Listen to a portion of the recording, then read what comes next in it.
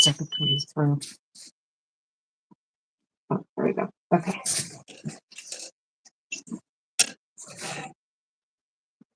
Okay. Good morning, everyone, and welcome to this morning's live stream. I apologize for the delay. We had some technical issues getting the second camera set up because of the link that is required to do so. So yeah. While we wait for everyone to join, I'm just going to finish getting dressed. Consider this a little mini getting dressed video. I'm wearing my quintessential blue kirtle, as some people have started to call it, just because it's the easiest thing I have to put on, honestly. And the most comfortable thing for sitting on my butt for 3 hours straight, basically, in sewing. Yeah, so how is everyone doing this morning? And what is everyone working on? I've got some interesting things for us today. I've been crawling through household accounts and just making all kinds of really interesting discoveries, finding documentation for things that I'd assumed were true, but now I know are true about daily medieval life. And I'm really excited to share those with you. I will also be attaching lacing rings onto my pink Gamora, my wool one. And what is everyone working? You need, yes. Okay. Yeah, I'll also be attaching, sorry, my Condottiero joined the live stream on his laptop and the volume was still on. So we're going to be attaching more lacing rings to the actual skirt section of our pink Gamora today. And I'll also be doing some repairs. We've got a bunch of stuff planned, but first to finish getting dressed. So on with the quintessential coif with its lovely dip or a starched brim. Susan K-R-A-Z and Thomas Salce. Yeah. So do I, but just going to tie these braids over my head like this. Pop the coif on here where the fold is, and then you'll get a much more drastic starched effect. Actually, it kind of only starched to the fold, but yeah, still, I really like how it looks. Basically reading a biography on Virginia Hall and waiting for the interlibrary loan book to come in. Oh yeah, is that Susan? Which one was that? I forget which book you got on interlibrary loan. Was that the household accounts, the Howard household accounts? So my condottiero, speaking of books, while he was on his journey through the New World, he found an amazing treasure trove of books at a half-price bookstore where they clearly had no idea what they actually had. And when I say treasure trove, I mean facsimiles, proper facsimiles of books of ours. And we're going to be going through some of those finds. And also we've got some other amazing resources for exploring medieval material culture. So yeah, we'll be going through that later. But first, to the sewing. Now, let me just move this camera in so that you can actually see what I'm doing. So I took a walk in this dress a while ago here in Daegu, like over a month and a half ago, and we walked through some grassy a path where the grass had kind of grown really ridiculously tall. And I thought I picked all of the burrs off, but I'm still finding burrs. Yeah, just gonna lower this. Right. Okay, so first things first, let's get to the repairs. Yeah, the Howard household accounts. There's also an online version I just found on Google Books. I will try to post that in the comments. If you leave a comment under the actual video reminding me to share the link for the Howard household accounts via Google that's on Google Books, I'll post it there. Because the good thing, so I like having the real book because I like just reading books. I like actually the feel of books, the texture of the paper in my fingers, the way the spine feels, the smell of the paper and the glue. I enjoy all those parts of actually reading a real book, but digital books have the benefit in that you can do searches in them. And so if you're doing a targeted search, that's really useful. So I was doing targeted, what led to our findings for the day's talk. And it was thanks to the luxury of being able to do a full text search that I was able to do that. So I'm just going to actually, so for repairs, I I get a lot less picky about the color of the thread when it comes to repairs on garments, especially undergarments. And because I already have a needle threaded, ready to go with waxed silk thread, I'm just going to go ahead and use that.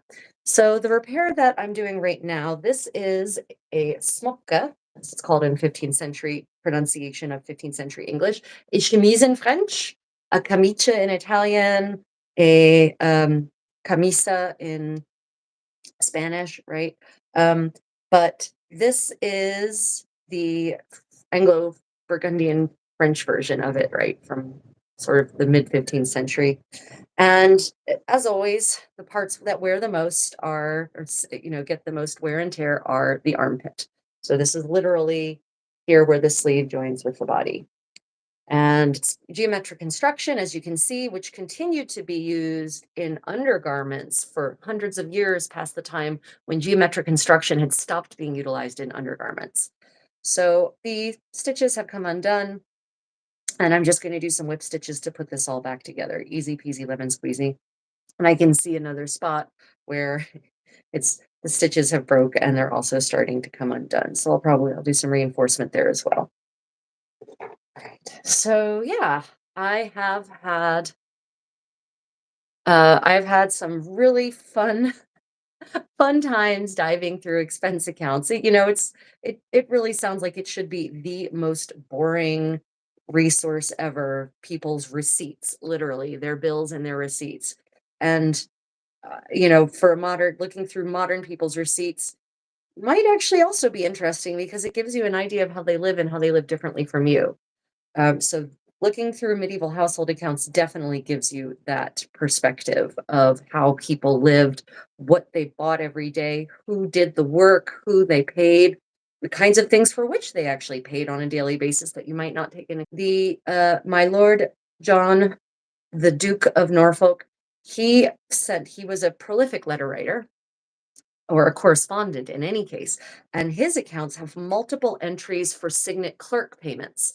The clerk of the signet is the person, basically what we would call the scribe, right? An office of the scribe, who would literally pen up really write nicely written documents for you. And specifically in the case of my Lord John's accounts, he was sending letters and paying the clerk to write them up neatly. Now, what I don't know, and I can't tell because it's not specified enough in the accounts, is whether he wrote a really dirty, scruffy handwritten version first, and those got sent to the clerk, and then the clerk copied them into something neat. That is something that did happen. Or if he dictated directly to the clerk and the clerk wrote it down roughly and then wrote it up neatly. There's no idea of the process. So I don't know the degree to which my lord the Duke was literate in graphic. Not certain what the term for able to write is actually at the moment. If you know the term for being able to write the way literate is technically being able to read, drop it in the comments there because it's not coming to. Dysgraphic means you can't write. You have an issue writing. Ill, ill, graphic? I don't know. Let me know. Let's see. I made a break in my binge watching of Kingdom Come Deliverance playthrough from 15th century to the 15th century. Yeah, so Kingdom Come Deliverance is a game set in early 15th century what is now the Czech Republic, what was the Kingdom of Bohemia, or as the Czechs called it, Czechia. um, that is basically sort of initially is the prelude to the Hussite War, and then it's supposed to actually get into the Hussite Wars. I've actually done a live stream on clothing, my judgment of clothing in Kingdom Come Deliverance 2, Deliverance 1 and Deliverance 2, if you're interested in checking those videos out to see what I have to say about the clothing, where they went wrong, where they went right. The second one has a lot of clothing and not having women wear smocks with sleeves. It's kind of disgusting, actually. But then for other women, they improved. So I don't know what they were. They tried to sex it up way too much. It was pretty disgusting. Yeah.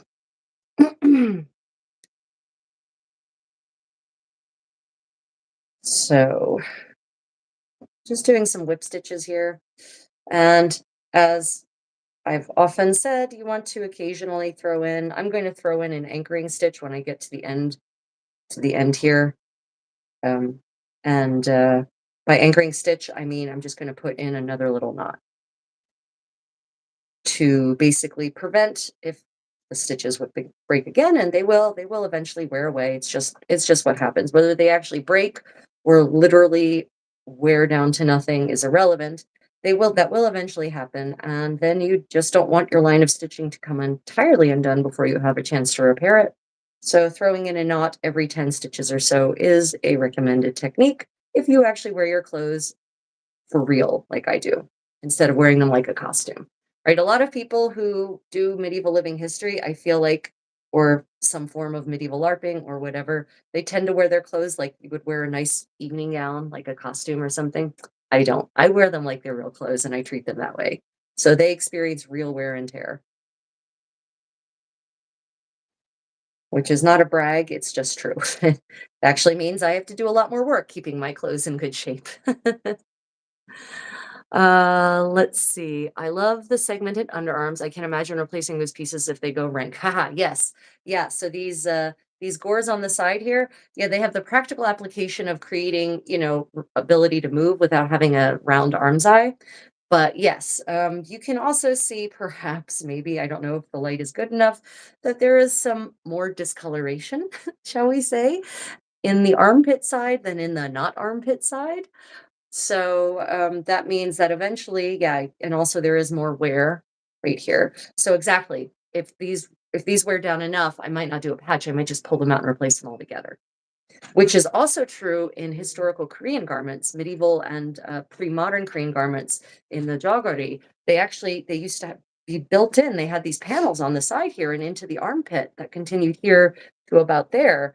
And those panels, yes, they're a different color and it looks nice, but the practical thing is that this is the spot that's going to wear out. All of my jogari wear out here. And then you just pull out those panels and put more in, and you don't have to worry about having an exact match of fabric because it's supposed to be contrasting. So, not a concept that seems to have been at least acknowledged to my study of fashion history very explicitly in medieval Korea and in medieval Europe.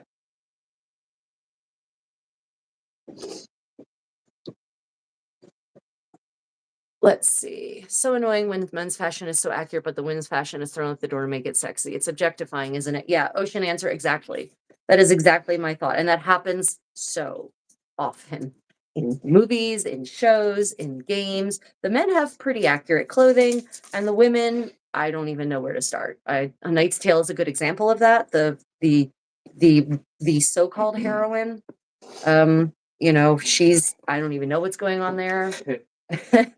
I the Tudors, the Borgia, just I mean, that not that the clothing on the Tudor men was particularly accurate, but it wasn't, and there was some objectifying stuff, but it wasn't as objectifying as on the women. It's a rain.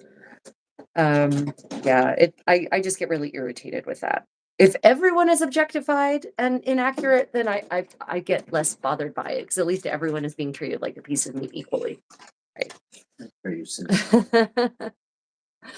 1500s to 1600s was a hard time for women. It was. Yeah, the 16th century was a mess. That's why I don't like the 16th century. It gets real ugly. The Reformation, the majority, witch burnings and witch trials don't really start until the Reformation, and they get worse as it goes on. And so the sort of level of misogyny actually goes up with the Reformation instead of going down. Women actually lose rights as time goes on. They don't gain them in Europe. Um, so yeah, the 16th century is a really depressing time for me. I definitely it's the end of all of the any of the beautiful aspects of the pre-modern world die and are just replaced by the same bad parts continue, but without the pretty courtly parts.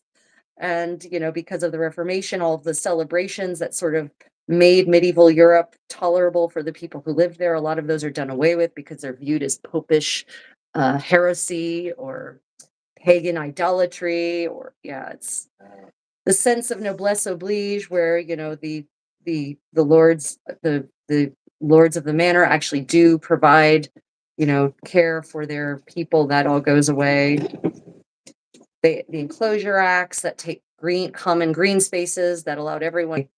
16th centuries are bad time. It's where the concentration of wealth really starts to happen in earnest. Let's see. You look lovely. Oh, thank you, Jazara. I appreciate that. Is that your gusset in the sleeve? So on the Susan, are you talking about the smock? Yeah. So this is the gusset. It's a gusset. And actually this one goes down to the waist. So this is a method I like to use for my smocks that give them more shape, more fit. So they kind of follow the curve of my body, and fit therefore better under a fitted garment like this. So I actually don't have a little tiny gusset. I actually have a triangle that goes all the way down to my waist for my armpit. And that creates the shaping there, but also gives me the mobility here and allows me something that I can replace when things get really rough. Are you sending? And yeah, actually, yeah, Ocean's answer is right. They were definitely burning people for heresy in general. But witch trials did get they did kick off in the 16th century. Um, they weren't necessarily they not necessarily everyone got burnt, but still not a good time. Are you Cinderella? Oh, thank you. I sometimes feel like Cinderella on both sides of that equation. Your prince. Uh, Wicked stepmother. with wicked stepchildren, I guess. Anyway, yeah. So no, this is I guess if Cinderella were historical, this would be what Cinderella would kind of be wearing when she's doing her work. And then when, she goes out for the ball, she just puts on a dress over top of all of this and a different kind of headdress. So yeah.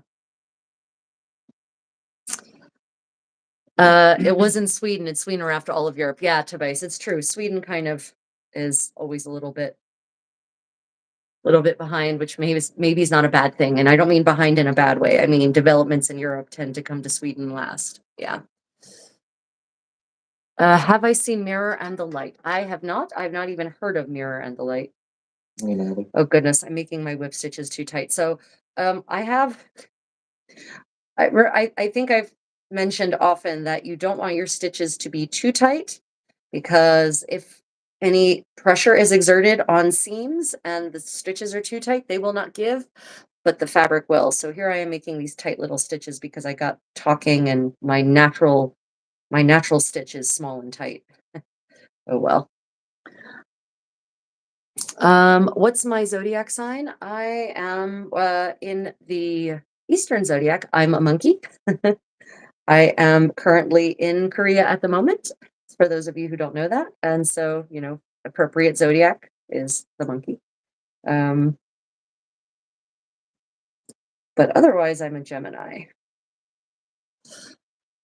Let's see, it's always the absence of headdresses for me, as if hennins and wimples can't be absolutely beautiful and feminine. Oh, I agree. The lack of head covering for women, the hair just kind of showing and down, or modern hairstyles even worse. Oh yeah, the sexified hairstyles. Yeah. Or runway model Or hairdresser. right, yeah, runway model hairdressing and glamour makeup always distracts the hell out of me. It's one of the reasons I have problems watching seasons 1 and 3 of Bridgerton specifically, especially season 3. Holy God. I mean, talk about glam makeup. You can't even see their eyes for all of the eyeliner and fake lashes. It's crazy. Okay, so I've actually gone a bit beyond the seam here. Or the seam, sorry, where the stitches, of course, started fraying. So I've, basically reinforced where the stitching had obviously started to fray. Because if I'm looking at the thread, you can kind of see, yeah, there you go. You can kind of see it's looking a little anemic. The thread is from washing and wearing and all of that. In the Tudors, they just throw clothing from everything every decade for the men. The women's clothing is just, yeah. Yeah, in the Tudors, it's like they've got time traveling fashion, or they've got a time traveling wardrobe manager. What's the term of the head of the wardrobe? There's a term for the head of the royal wardrobe. Anyway, it's like the head of the royal wardrobe just sort of went time traveling and picked pieces that they liked from different decades of the 16th century. You're absolutely right. And that's why I hate history. Why do you hate history? Uh, let me see, who is it? Tobias, why do you hate history? Wolf Hall Part 2 miniseries is Mirror and the Light. Oh, I haven't seen any of the Wolf Hall stuff, probably because it hasn't shown up on any of the streaming services that I have here in Korea. Um, I know my Lord Master Papa is very fond of the Wolf Hall series, the books specifically. Even if they do show the hair, how hard is it for Hollywood to just do two braids and pin them to the head? Yeah, I know. I totally agree with you, Ocean. It's really not that hard. But they want to make it sexy by modern standards, so appealing to the masses instead of teaching the masses what was sexy back then. I also get annoyed when the women look like they've been through a famine their whole lives instead of, at least just being a normal size. If you look like you just recovered from cholera, that's not a healthy, sexy look in the medieval world.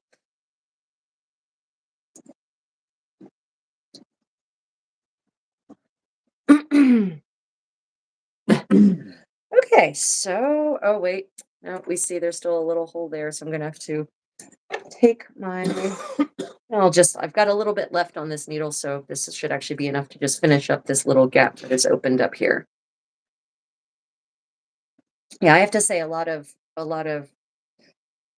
the funny thing is that the older TV shows and movies set in historical times actually get it so much more accurate because they're not trying to sexify, to objectify the women and sometimes the men the way they are now.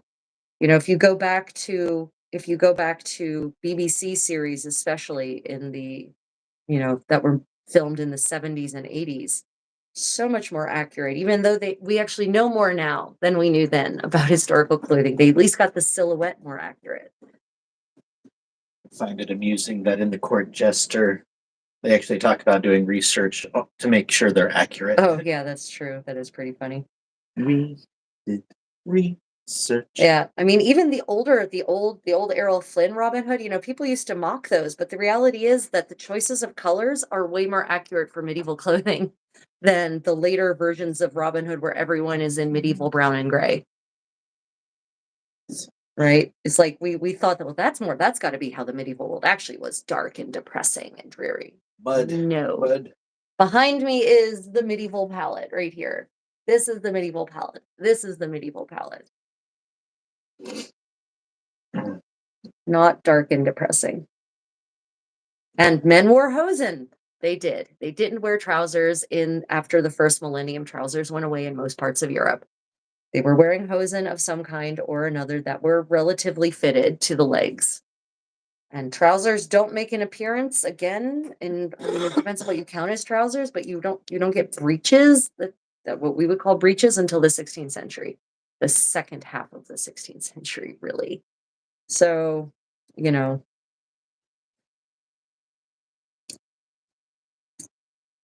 okay.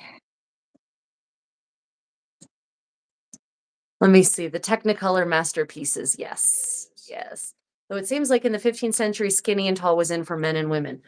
Yeah. So the art, I always talk about, except the women weren't skinny, right? They were slender here, but they were supposed to have a fakened belly, right? They weren't supposed to be thin down here. They were supposed to have a nice, round, healthy belly, that showed that they were either had been pregnant or would be pregnant, that they were healthy, right? They weren't supposed to have a six pack, like I guess like I do actually.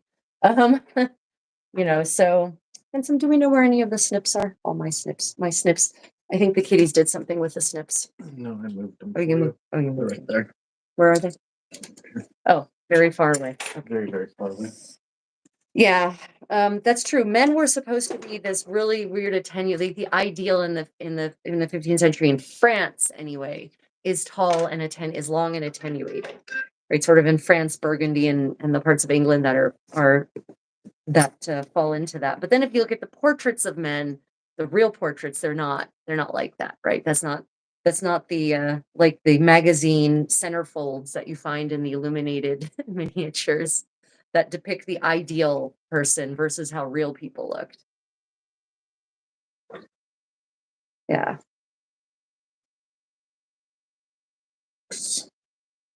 Elizabeth R and the Six Wives were good in costumes. Yeah, I'm thinking exactly of Elizabeth Regina and the Six Wives of Henry VIII in terms of the costumes being pretty good. Yeah, just so everyone knows, there is a slight lag between when I see in the comments and when you make them. So I'm not ignoring you. It's just I'm not getting them at the same time that you're making them. Yeah. I recently rewatched the old Ivanhoe movie with Robert and Elizabeth Taylor, and it was a bit shocked that they actually wore real mail, not Elizabeth, and not string mail. Yeah, right. I know. It's when now that I'm rewatching some of these older pieces with my more critical, better informed eye, I'm realizing that the way we mocked them for being, oh, so that couldn't possibly have been evil. Well, we were the ones who didn't know better. Okay, I'm now going to go and address this little gap here that is formed. Yep. Let me see. You're going to churn butter and milk the cow when you finish. Yeah, everyone thinks this is a milkmaid ensemble. It is not. We call it modernly a winged coif. It was just called a couvre-chef in French, or a couvre-chef in English of the 15th century, which got shortened eventually to kerchief. And this is just what ladies would wear in the comfort and privacy of their apartments, even noble ladies. And so this is kind of my under things. That's why I'm getting away with this. But yeah, also servants did wear this. Probably also milkmaids. People of all classes wore this kind of garment at some point in some stage of their day, as it were.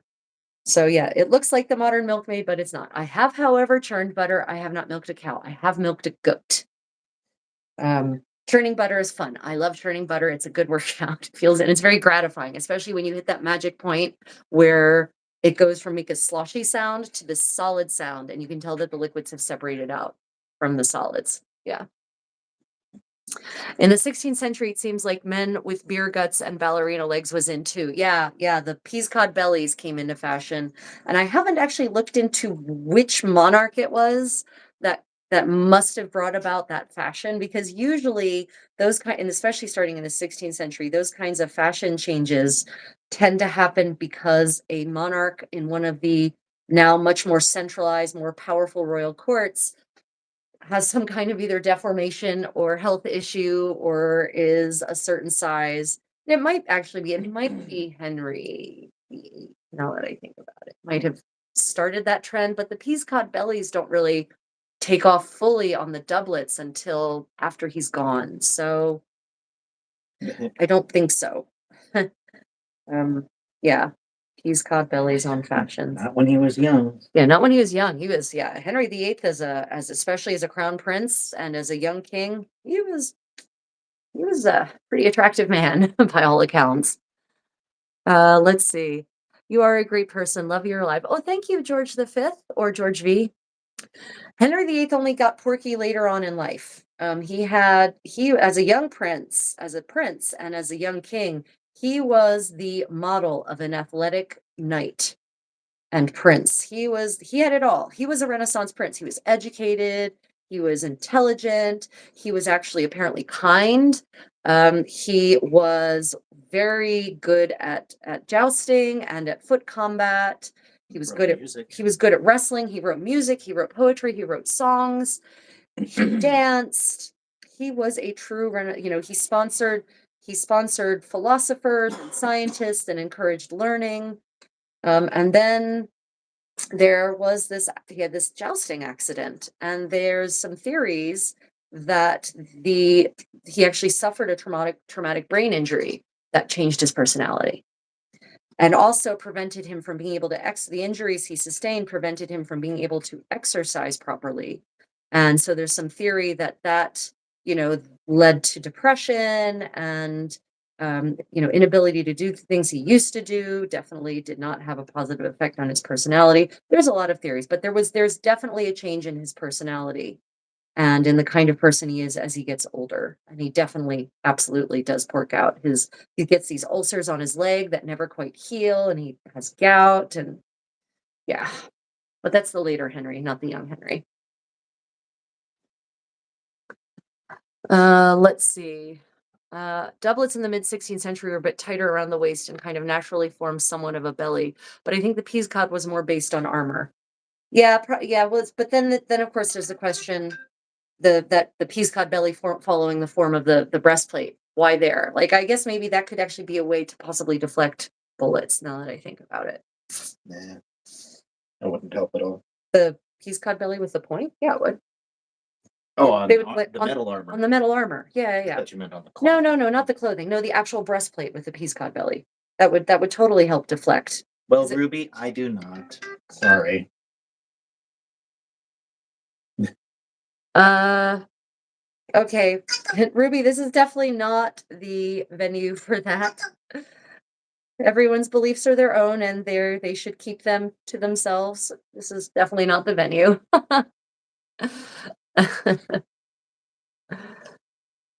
Henry's jousting injury caused Queen Anne to miscarry. That is one of the theories, that she was so stressed by his injury that it triggered a miscarriage. I don't know if I buy that. Depends on if they're actually a Yeah. truly living couple at that I mean, it may be, but maybe also not, right? It could be a coincidence. Yeah, I'm just going to hold on a minute, everyone. Just need to erase this person. Yep. Okay. Okay. Oh, good. Yeah, thank you for popping in, Ruby, but this is not the venue for that.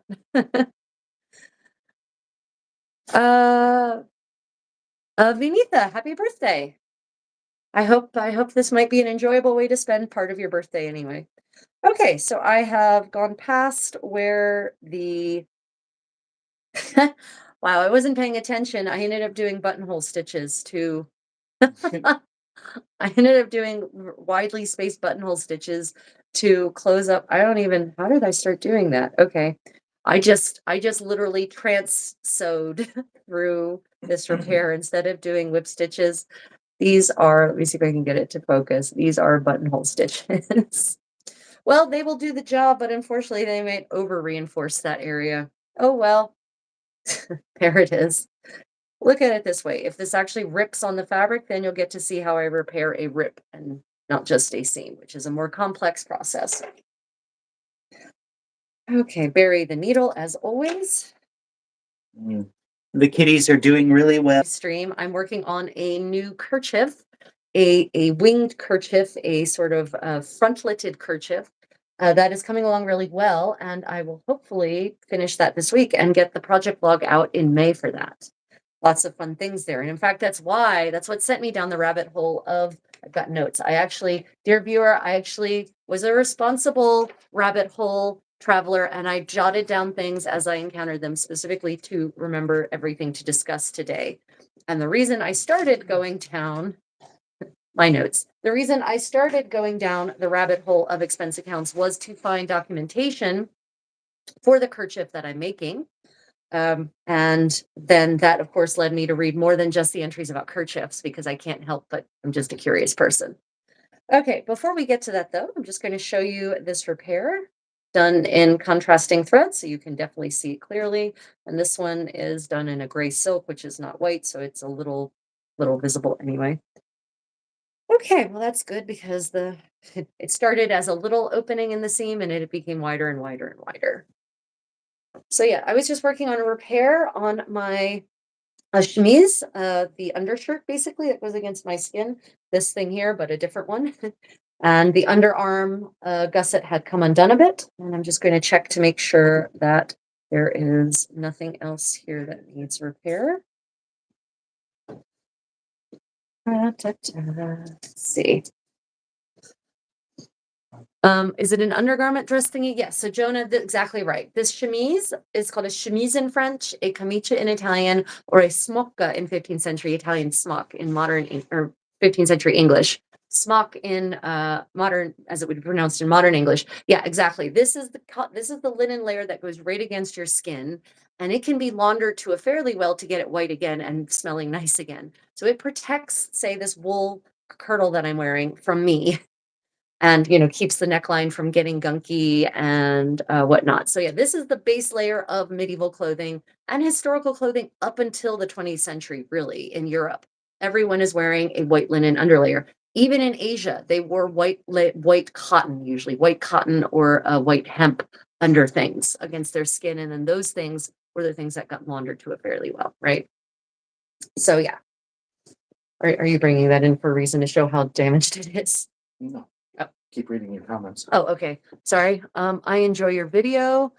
I don't think maybe that hasn't. Oh, or do you do embroidery to? Oh, I missed something. Sorry, Aaliyah, I missed your comment. Do you do embroidery to your outer layer garments? Yes.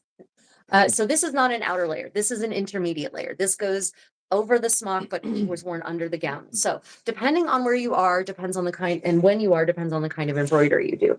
So this is, I have a video on this if you want to see how I made this, my embroidery project. If you look up embroidery on my channel under videos, like full-length videos, you'll get to see this. This is an embroidered patch that goes on the sleeve of, this is called a this is actually called a cotta in 15th century Italian. And so it's on the left sleeve, and so it would be worn here where you'd see it. And you can see this in a lot of my dance videos too, but also in my getting dressed video, but it isn't on the getting dressed video yet. The embroidery hadn't been attached yet. Oh, Yeah. that's right. Yeah. Because you're still making I was it. still making it. Okay, so yeah, so this is goldwork embroidery. It is a combination of underside couching and topside couching, and also split stitch for the silk filler. And this design of this style fleur-de-lis was taken straight from Gentile Bellini, one of his three magi, one of his depictions of the three magi. The magi's fleur-de-lis look like this. And so that's what I took for the model for my fleur-de-lis to go on my sleeve. So yes, but generally I do the embroidery onto a linen or a silk ground and then cut that out and applique it onto the garment. And that seems to be a pretty common method of doing embroideries like this. You don't embroider the fabric directly, you embroider appliques, and then so there are some examples of the fabric being embroidered directly, but more often than not, it seems that it was an applique process rather than embroidering the gown, the shell fabric itself. So when this dress eventually wears out, and it is wearing out real fast, not fast, I mean, I've had this thing for 10 years, but you can see the fabric is literally starting to wear away as under my armpit, of course. But not just there, the hem is looking real rough. I've got to do some serious reconstruction from this one. But eventually, even I will not be able to repair it. The fabric will give up the ghost. But this embroidery patch, I will be able to just detach and applique to something else really easily. Yeah. So absolutely, I do embroidery on outer garments. 100%. Okay. Yeah. Let's see. Let's see. How is it that Philip the Good always seemed to be at the right place at the right time to get land? Philip the Good is one of the best success stories of the Middle Ages, possibly of history, for a prince who built his little duchy into a principality that was this close to becoming a kingdom, right? Like, honestly, if Philip the Good had lived a little longer, we might be talking about the duchy or the prince, we might be talking about Burgundy and not France these days. That's how close it was. The contest between France and Burgundy for power and for ascendancy in Europe was real tight, and France was losing, honestly. And if Charles the Bold hadn't been an idiot, there's a reason he was called Charles the Rash, actually, was his other by name. If he hadn't been a complete moron, hadn't been rash, he wasn't a complete moron. If he hadn't been a rash fool when it came to waging war, then we might be France might have lost that power struggle, and we might be talking about Burgundy instead of France. Burgundy would have been part of the Allies, not France. Quite possibly. Yeah. Lori, lovely to see you. Bill, yeah, I know everyone thinks this is a milkmaid, but it's not. It's a 15th century lady in her private chambers. Love the info about your gusset on the chemise. Such a good idea. Oh, thank you, Courtney. Yeah. So for those who don't know what she's talking about, I'll just quickly demonstrate that again. So this is my own pattern for a 15th century chemise, or smocca, as it's called in English. It's geometric because we don't have any completely extant ones. from this era. So we have a couple pieces and we have visuals. And so we know it's geometric construction for certain. So this is the pattern I came up with gussets that go from the armpit to the waist instead of just little squares in the armpit and then a bulky body. And this, therefore, you can see it has shaping that actually allows it gets narrow at the waist and wider in the chest the way that the gowns do. So it fits better under the gown. And then we still have, somewhat full skirts with the gusset in the center and on the sides to widen the skirts. Right, under the understanding that medieval linen would have been very narrow indeed. Linen was not generally woven very widely. Closer to the Korean side. Yeah, closer to the Korean width of fabric, traditional width of fabric, which is 15 inches. If you get Korean ramie or Korean silk, you can get the full medieval sewing experience then, because the widths are very narrow and you have to piece everything together. Okay, I'm just checking now to see if there are any other repairs that need to be done on this garment, but I think that's it.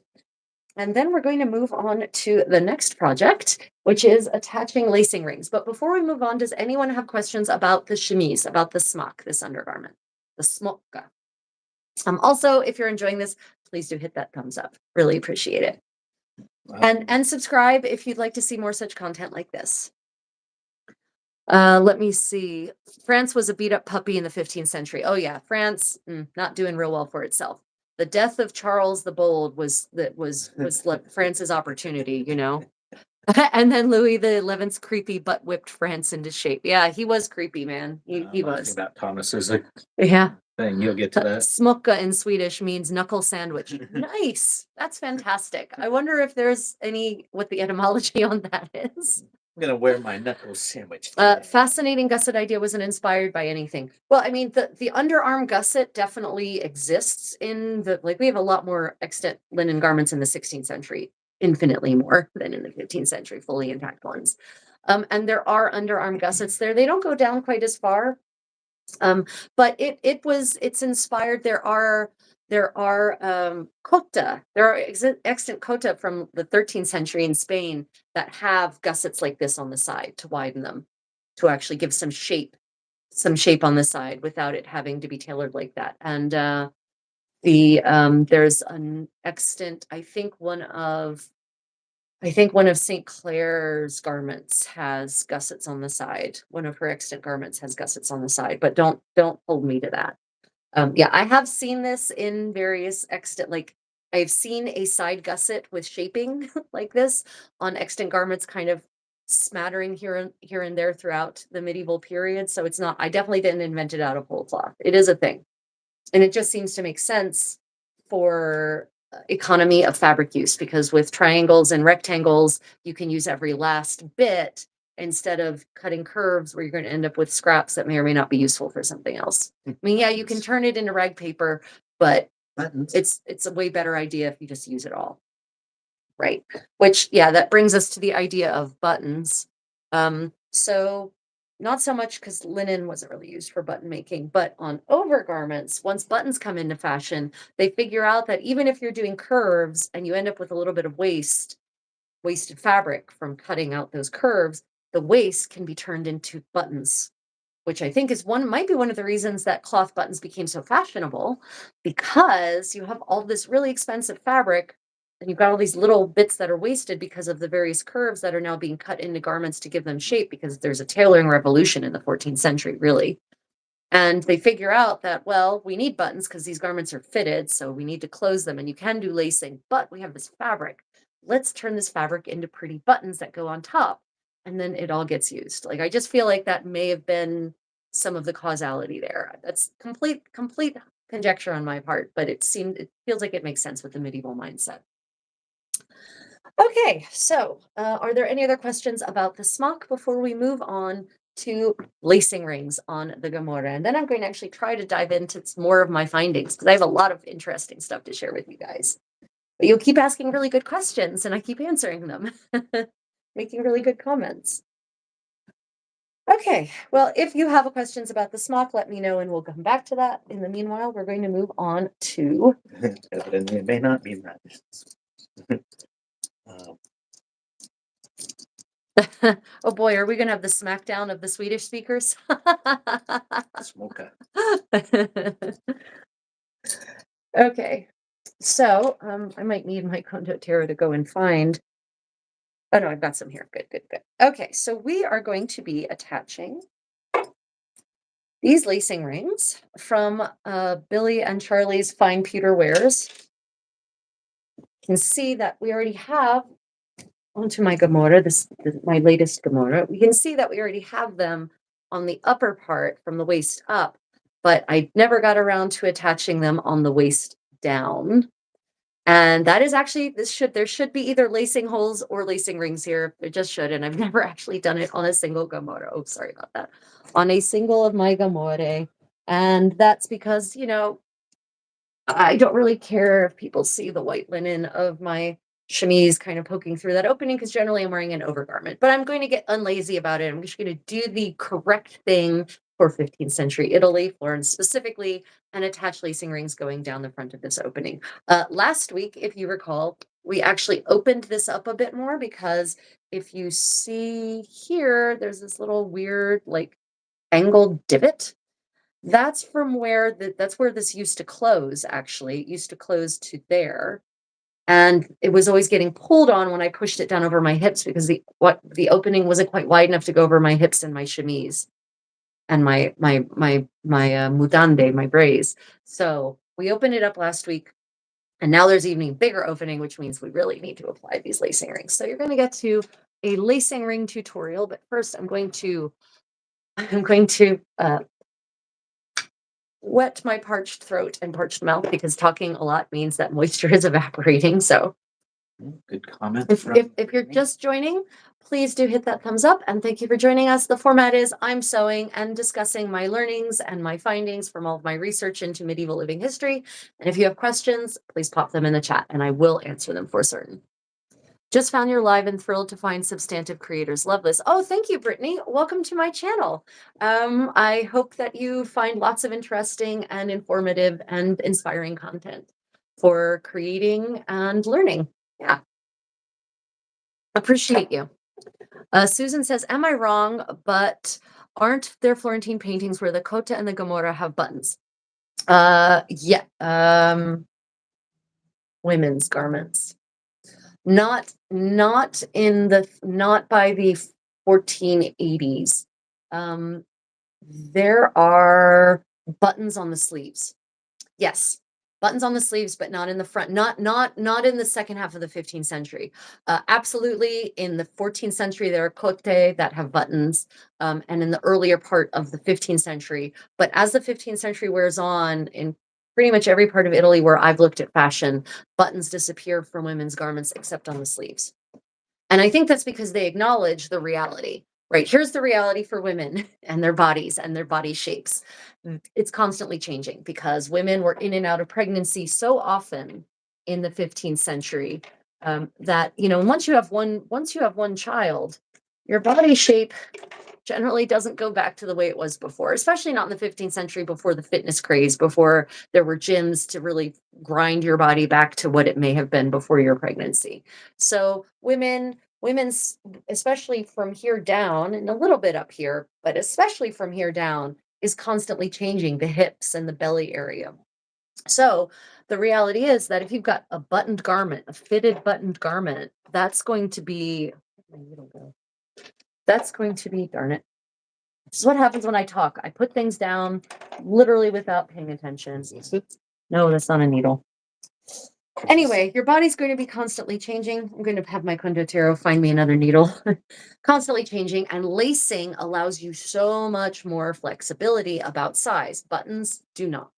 And so what they acknowledged is that if you put an opening here and an opening on the sides, then when your belly starts growing or shrinking, then you can adjust the garment.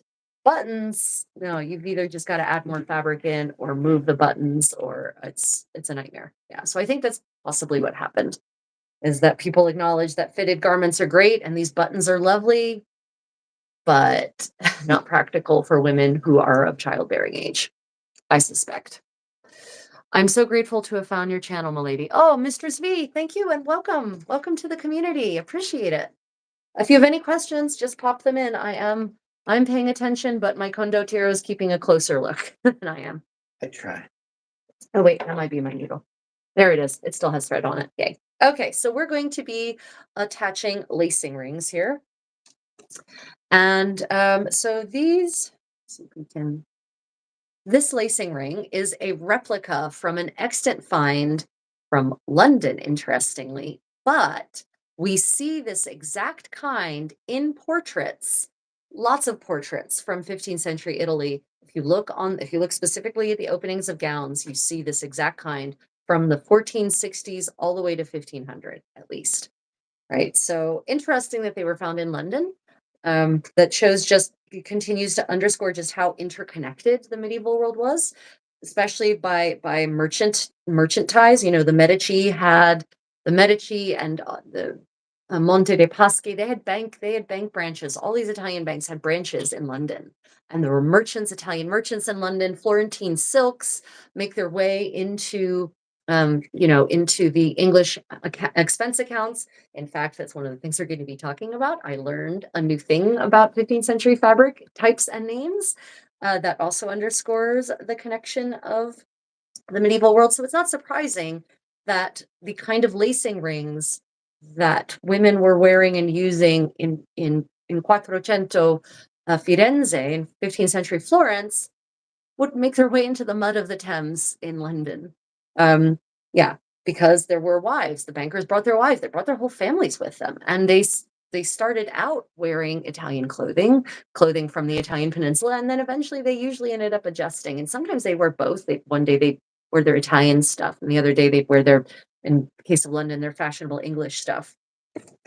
But yeah, okay, so for now, I'm just going to give you the tutorial on how this lacing ring stuff works, and then we'll hopefully get to tell you about that fabric that I found, my new fabric learnings for English and for other languages as well, for 15th century terminology. Okay, so first thing I'm going to do, actually, before I even bother with the ring, is I'm not just going to attach random rings. So I'm going to show you how I do the spacing for this. I meant to do this beforehand, but I didn't. Okay, so when I'm doing the spacing for rings, you want it to be even, and it's going to be spiral lacing. So what spiral lacing means is that the rings are going to be offset from each other. Okay, so at the bottom, let me see, sorry. At the bottom, they will line up perfectly parallel. And at the top, they will line up perfectly parallel. But in between, they are offset from each other. Get this lined up, and then you can see what I mean. I mean, this is spiral lacing. They are offset from each other, right? So you can see that they're basically halfway between each other, going all the way to the top, right? And so what that does is that literally creates a whip stitch effect. You're literally whip stitching your clothing shut when you're doing spiral lacing, just in a way that can be undone easily. Okay, so what that means is that first we mark where we want our top and our bottom lacing rings to be. And obviously I have one at the waist here, and I'm going to tell you about my theory about how this lacing is going to work in a minute. I've got an idea about this. Is my first time ever doing this, where we've got lacing on the top half and lacing on the opening of this gamora. So I've got a theory about the best way to actually do this lacing, so that the tensions are different. The tension on the top is separate from the tension on the bottom, because obviously the tension on the top half needs to be pretty sturdy because it's fitted over the body, but this opening down here, this is all full. So I've got a completely different situation. So I've got a theory on that. Talk about that in a minute. And then when I actually finish this and do the lacing, I'll probably either do a live stream showing you the process of lacing it up so you can see what I'm talking about, or I'll just record it and post it. We'll see how it goes. Anyway, so first thing I do is mark where I want my top and bottom rings to be. And the reason I'm doing this as two separate batches is because I'm going to do two separate. I'm going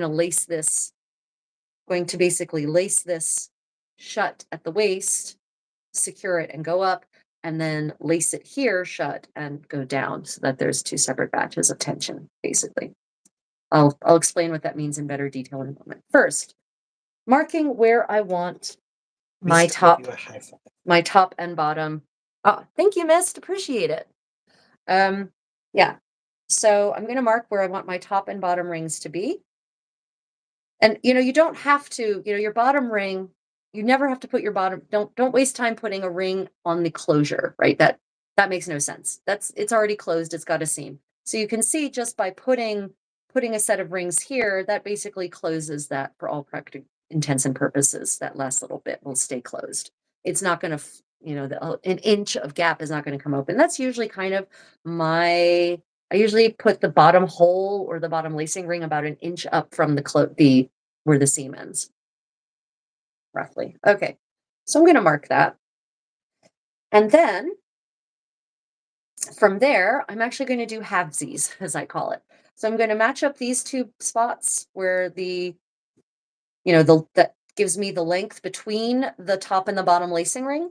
And then I'm going to find that half spot and I'm going to mark that with a pin.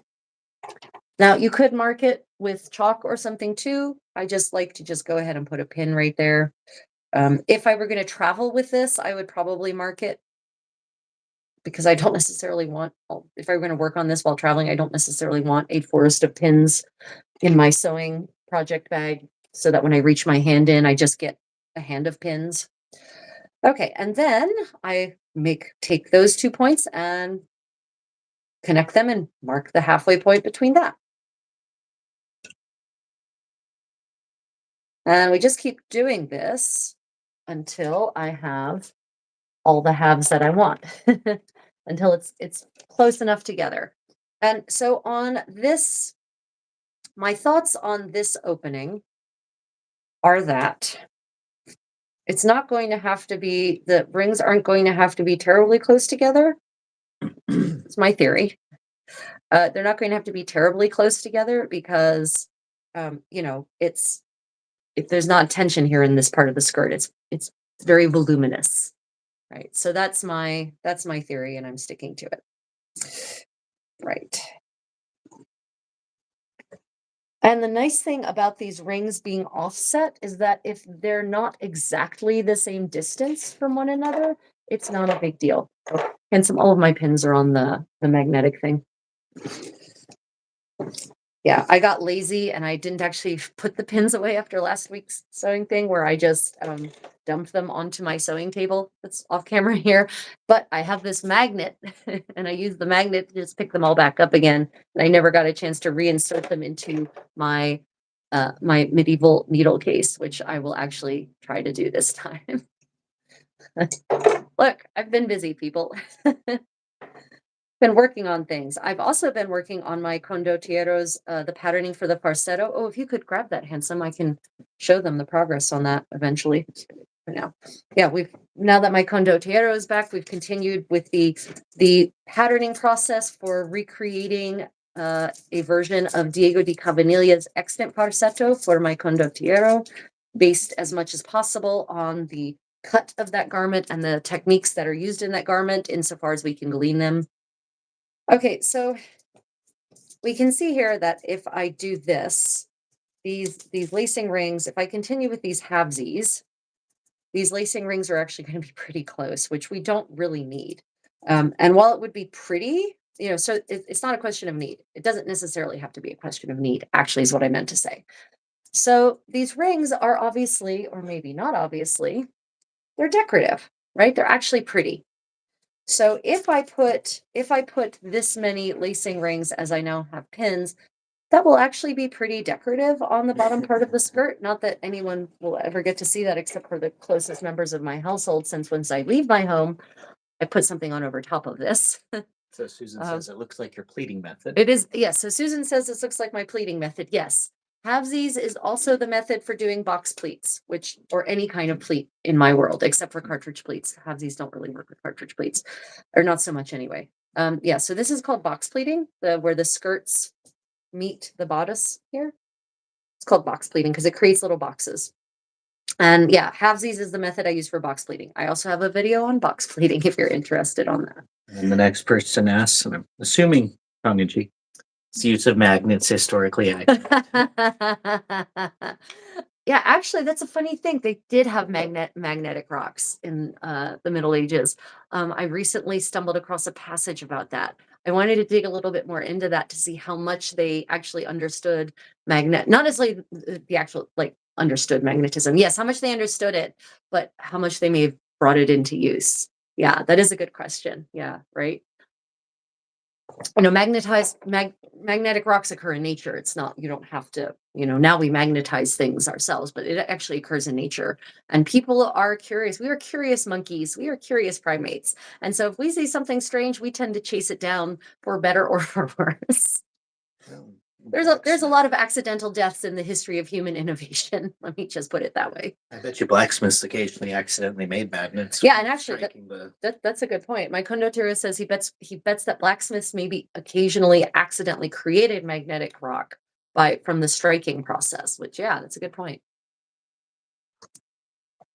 What is Ryan working on? Ryan is actually putting back together, preparing to put back together his old arming farsetto. Hand me a piece, any piece. This is the back piece. We took it apart to use to get a pattern off of it, so we can make another one exactly like this. This is the back piece of a man's doublet, a farsetto in Italian, a pourpoint in French, that fits basically like 1450 to 1460s, or 1440s to 1460s in terms of his pattern with this really deep arm's eye. And it's literally falling apart. I made it in 2012, and it's been his arming farsetto for fighting in harness and sword fighting and SCA combat too. So it's taken some wear and tear. You would never believe that this used to be dark blue.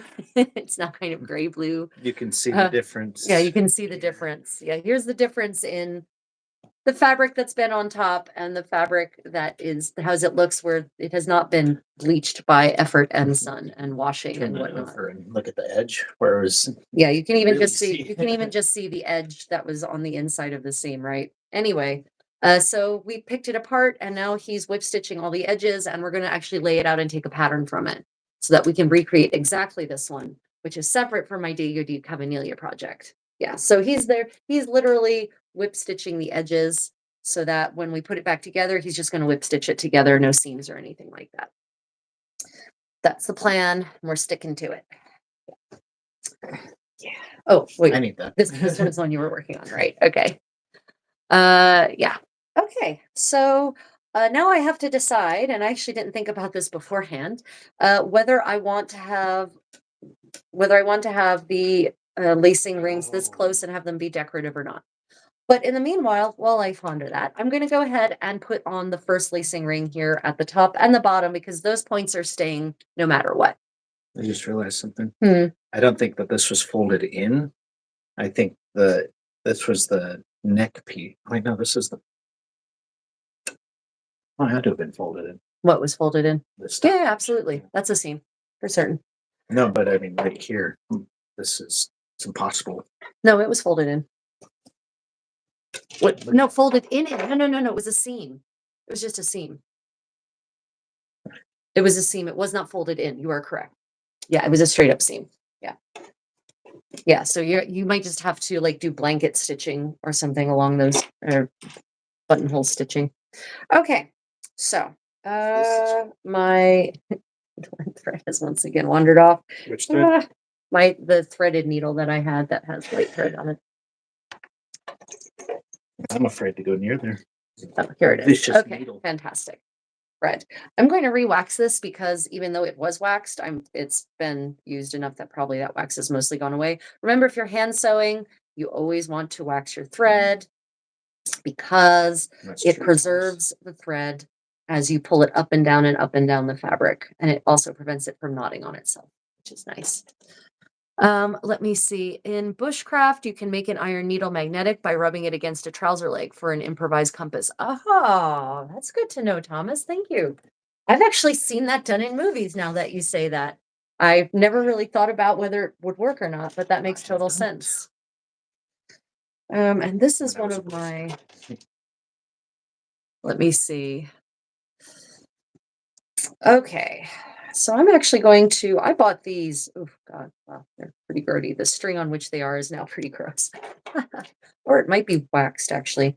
Well, these are now coming off of their little string. Okay. So these are pewter. You like if I had an electroplater, I could gild, or I could either coat them in gold, or if I really wanted to get, I have some gold leaf. I could actually gold leaf them if I wanted to.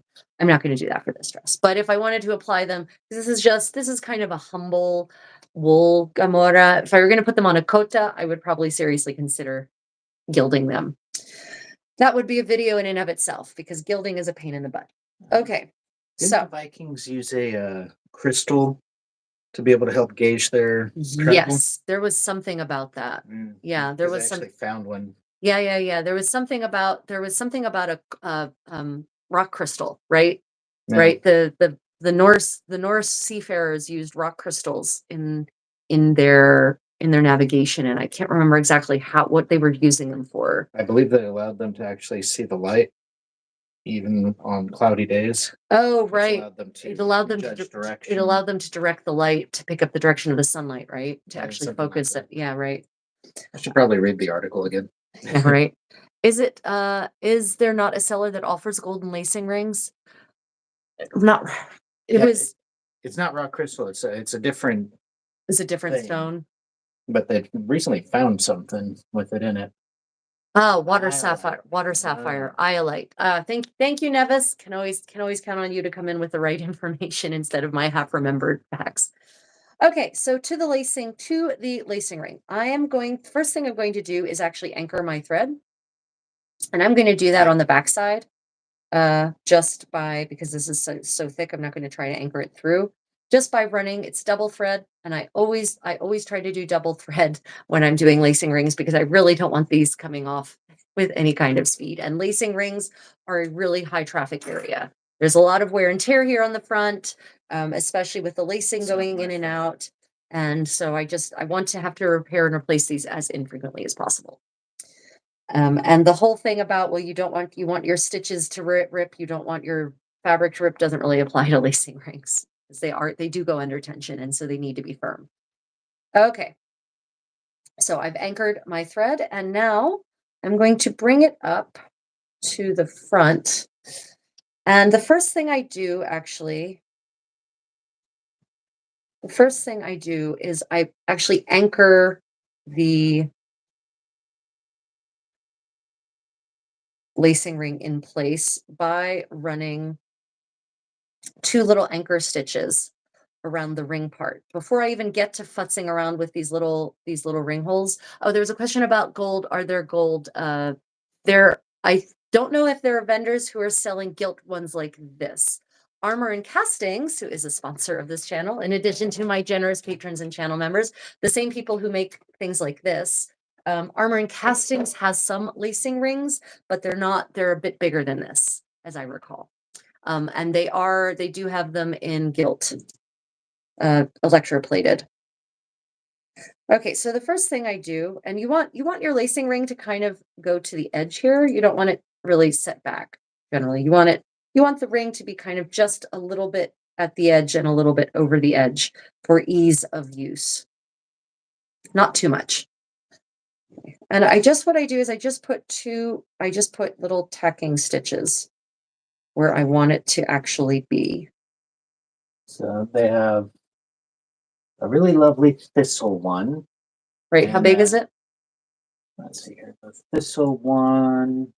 Oh, it's on sale right now too. 11. Right, see, little loop like that, and then I go to the other side 30 by 22 millimeters. and do a little loop. Based on a portrait of Marguerite Stalbert, made von Rhine. Doesn't say how big they are. Circa 30 by 22 millimeters. Right, those are huge. Yeah. Yeah, so the Armor and Castings has really, really big ones, like the decorative ones that go on the front of a 31 by 24. Yeah. Mary Magdalene, circa 1480. Those ones are pretty big as Yeah, well. they're pretty big. That's the last. Okay, so I've just done the 2 little loops on either side. So now the lacing ring is anchored and I don't have to worry about it going anywhere for the rest of this process. Okay. So now I'm going to go ahead and just sort of double down on those anchors. Now that, I always put two loosish ones in it first and decide if I like where the lacing ring is, and then I go and secure it down. And so on three-dimensional fabric like this wool, especially, you can really take advantage of that three-dimensionality to keep your thread as buried as possible, rather than having lots of your stitches showing on the top. Because if your stitches are buried in the fabric, it protects them and it makes them less likely to wear and tear away. Right. So we go down, and two is generally enough. The other thing that putting in these anchor points prevents from happening is it prevents the lace from pulling away a lot from, it keeps it flush with the opening instead of allowing it to get pulled away if if your lacing is tight or whatever. Your body is fighting against your lacing. Okay, and again, I'm going to now, not again, I'm going to now bring the needle to the back, and we're going to go ahead and attach along these little ringlets, these little mini eyelets, basically. And I'm burying the needle again to get so that the thread is not here on the surface on the back. It's literally inside all of these layers of wool and linen and whatnot. So it's protected. Okay, now you could just do whip stitches if you wanted, no problem, to secure the lacing rings. But I really like the prettiness of the buttonhole stitch. Um, and that's just me because honestly, no one should be looking that closely at my gown opening, but that's just me. I like the prettiness of the buttonhole stitch. So I'm going to show you the buttonhole stitch or a buttonhole stitch. So we go down on the inside of that loop like so.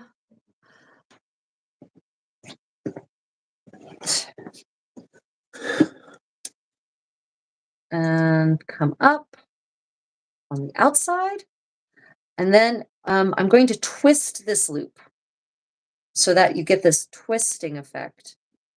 And that kind of creates like a little knotted kind of loop. And then I pull that too, right up against the ring.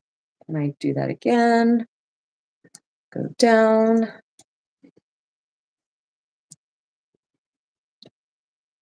Come up, and these don't have to be super duper close. They should be close, but it doesn't have to be like on a buttonhole where you want there to be no gaps in most cases. You want all of those stitches perfectly next to each other. You don't need that for your lacing rings. It doesn't need to be that close.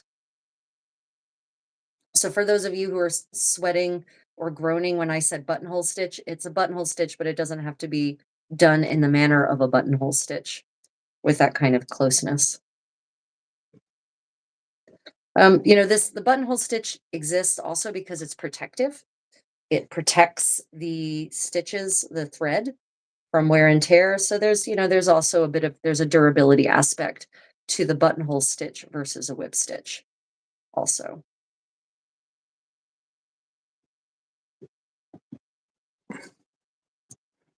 Okay. So while we go through, if you have any questions about this process or the buttonhole stitch, you need it demonstrated again, just let me know. So let's talk about some of my findings. I was digging specifically through the Howard household accounts for information about kerchiefs. Just so you know, this is a kind of kerchief, in fact, comes from the French couvre-chef, something that covers your head. And it's a term, kerchief, couvre-chef. Really, if you read the accounts, you can tell that it's a general term for any kind of white linen veil head covering thing that isn't a hat, that doesn't have the structure of a hat. Anything that covers your head that is basically not structured like a hat. Men have couvre-chef, and that's probably what we sometimes call a coif, right? Women have them made out of a variety of fabrics, which is what's interesting and what I found attested in the Howard household accounts.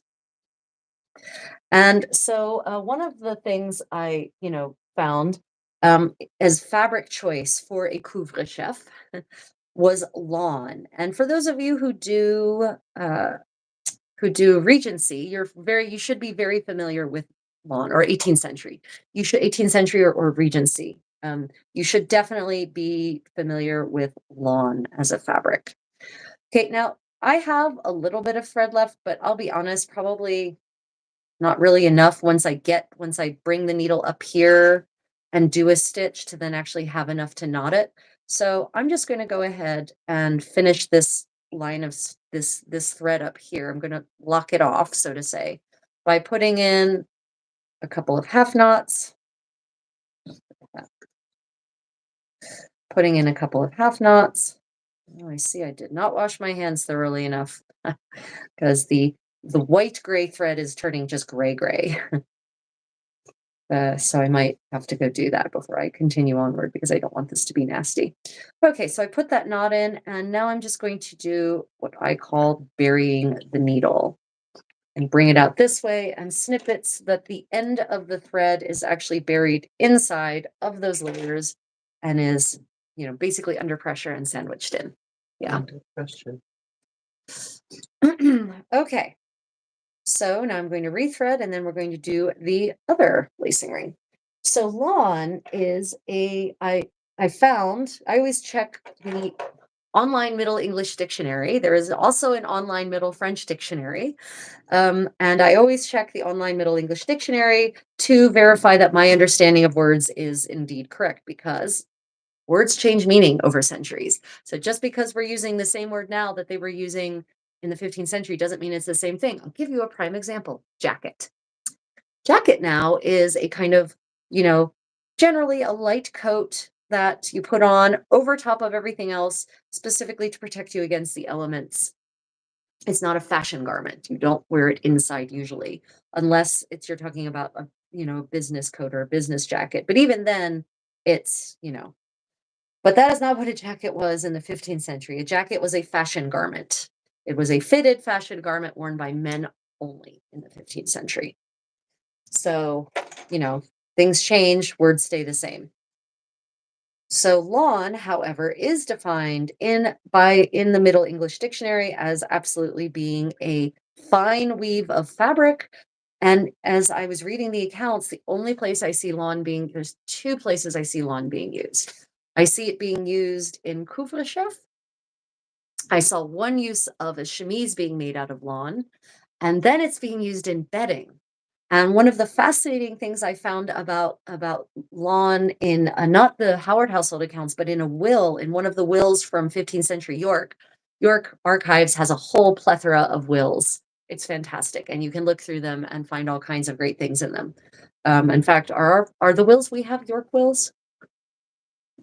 We have two hard print, two books of wills from 15th century England, and I think it's York. He's going to go Gold register of. anyway. This woman actually, and this I found this twice. This happened twice. A woman in her will, she bequeathed her linens. Canterbury in London. Canterbury in London. Okay, yeah. Well, this was York. She bequeathed her linen, and she said instead those should be cut up and made into couvre-chef and given to the wives of my servants, which I thought was really a fascinating detail. It shows a kind of generosity of spirit of trying to make sure that the people who work for you, these are her servants, people she's paid to work for her, and still here she is, willing, bequeathing not only these items to them, but making sure that everyone gets something. And lawn was an expensive fine fabric. And so she's making sure that they're getting this really fine couvre-chef, something that they will wear and that will be very visible for everyone to see. And I thought that was a really interesting detail that, this one person gets all the linens except for the linens made out of lawn. And they're going to be divvied up and turned into couvre-chef and bequeathed to the wives of her servants. So that was a really interesting detail, I thought. And the lawn in the Howard household accounts always makes an appearance in the context of couvre-chef, kerchiefs, but not just for the head. They also talk about neckerchiefs. And I think the neckerchiefs that they're talking about are those sort of gauzy coverings we see on ladies all across Europe, sort of filling in this décolleté space, right? So I think that's probably the fabric of choice would be that fine linen. Lawn is supposed to be a linen. Um, yeah, which makes sense to me, because if that thing is going to go against this part of your skin, all kinds of like dirt from soot in the air, from fires, from just sort of dust. This is where it all ends up. And it ends up rubbing off on anything that's on this part of your body. Necklines get really grody on these chemises, on these camicie. So it makes sense that you'd want to make it out of linen because linen can be laundered very easily and it can be boiled and it can be turned white again. And you might not necessarily want to do that to silk Okay. because linen actually gets stronger when it's wet. So when linen is fully hydrated, you can launder the crap out of it and it's happy as a little clam because linen is cellulose, it's a plant fiber. Animal fibers, though, are protein, or animal fibers made of animal protein, like silk, get weaker when they're wet. So if you wet them and launder them, then the laundering process will actually damage it. So I could absolutely see, focusing on using a fine, expensive linen, of course, for your neckerchief instead of silk. Unfortunately, I have been utterly unable to locate linen as fine as I can get it in silk. Very frustrating because they definitely had it in the medieval period. And I've even found what are so-called sheer linen curtains. And yeah, they're sheer, but they're not finely woven. They're slubby. So that's not the same thing. So if you know of a place, Yeah, let us so know. exactly. If you know of a place to buy, organza-like linen, let me know. Because knowing is half the battle. Because knowing is half the battle for those of you who grew up in the 80s watching G.I. Joe. Let's see. Are there any other? Nope, no Okay. comments. Yeah. I guess we've settled into the listening part of the stream. Um, so then I also found these references not only in the Howard household accounts, but in the wills and also in sumptuary laws to umple. Umple. And at first I thought it was a misspelling or a creative 15th century orthography for wimple, but it's not. It turns out I looked it up in the Middle English dictionary, and it is also a fine fabric, probably similar to lawn, but somehow different. But no one seems to know how it's different. I wasn't able to find how umple was obviously different from lawn because they're listed in the same sources. So it's not a question of one document, one clerk saying umple and the other saying lawn. No, the one line down, they're talking about umple in addition to lawn. So if you know exactly what umple was and how it differed from lawn, please do let me know. I have not yet been able to discover that. I haven't done an exhaustive search, so I'm not saying I'll fully confess. I did a cursory search and found nothing. So, I haven't gone down the rabbit hole for umple yet. But very interesting. The first time I've ever seen this fabric, and suddenly I'm seeing it everywhere. I'm seeing it in wills, and all because I was looking up couvre-chef kerchiefs. Which brings us to the other fabric for kerchiefs, um, plaisance. So plaisance, yeah, it sounds like the French word for pleasure, which is adopted into English also, and it is, but it is also it's a parallel etymology. It is the term for a fine linen or a fine fabric, and it seems to be linen anyway, that was woven in Piacenza and sold all over Europe, including England, because the Howard household accounts are full of references to plaisance, purchases of plaisance for kerchiefs. And so apparently it's this really fine plaisance comes from the Latin word placentia, which is the Latin for Piacenza. Because in Italy, there's this shift at some point in the first millennium where Latin words that are PL become PI in Italian, in various dialects, not all dialects, but some dialects of Italian anyway. So yeah, so plaisance is actually this fine fabric that is woven in Piacenza and exported all over the place.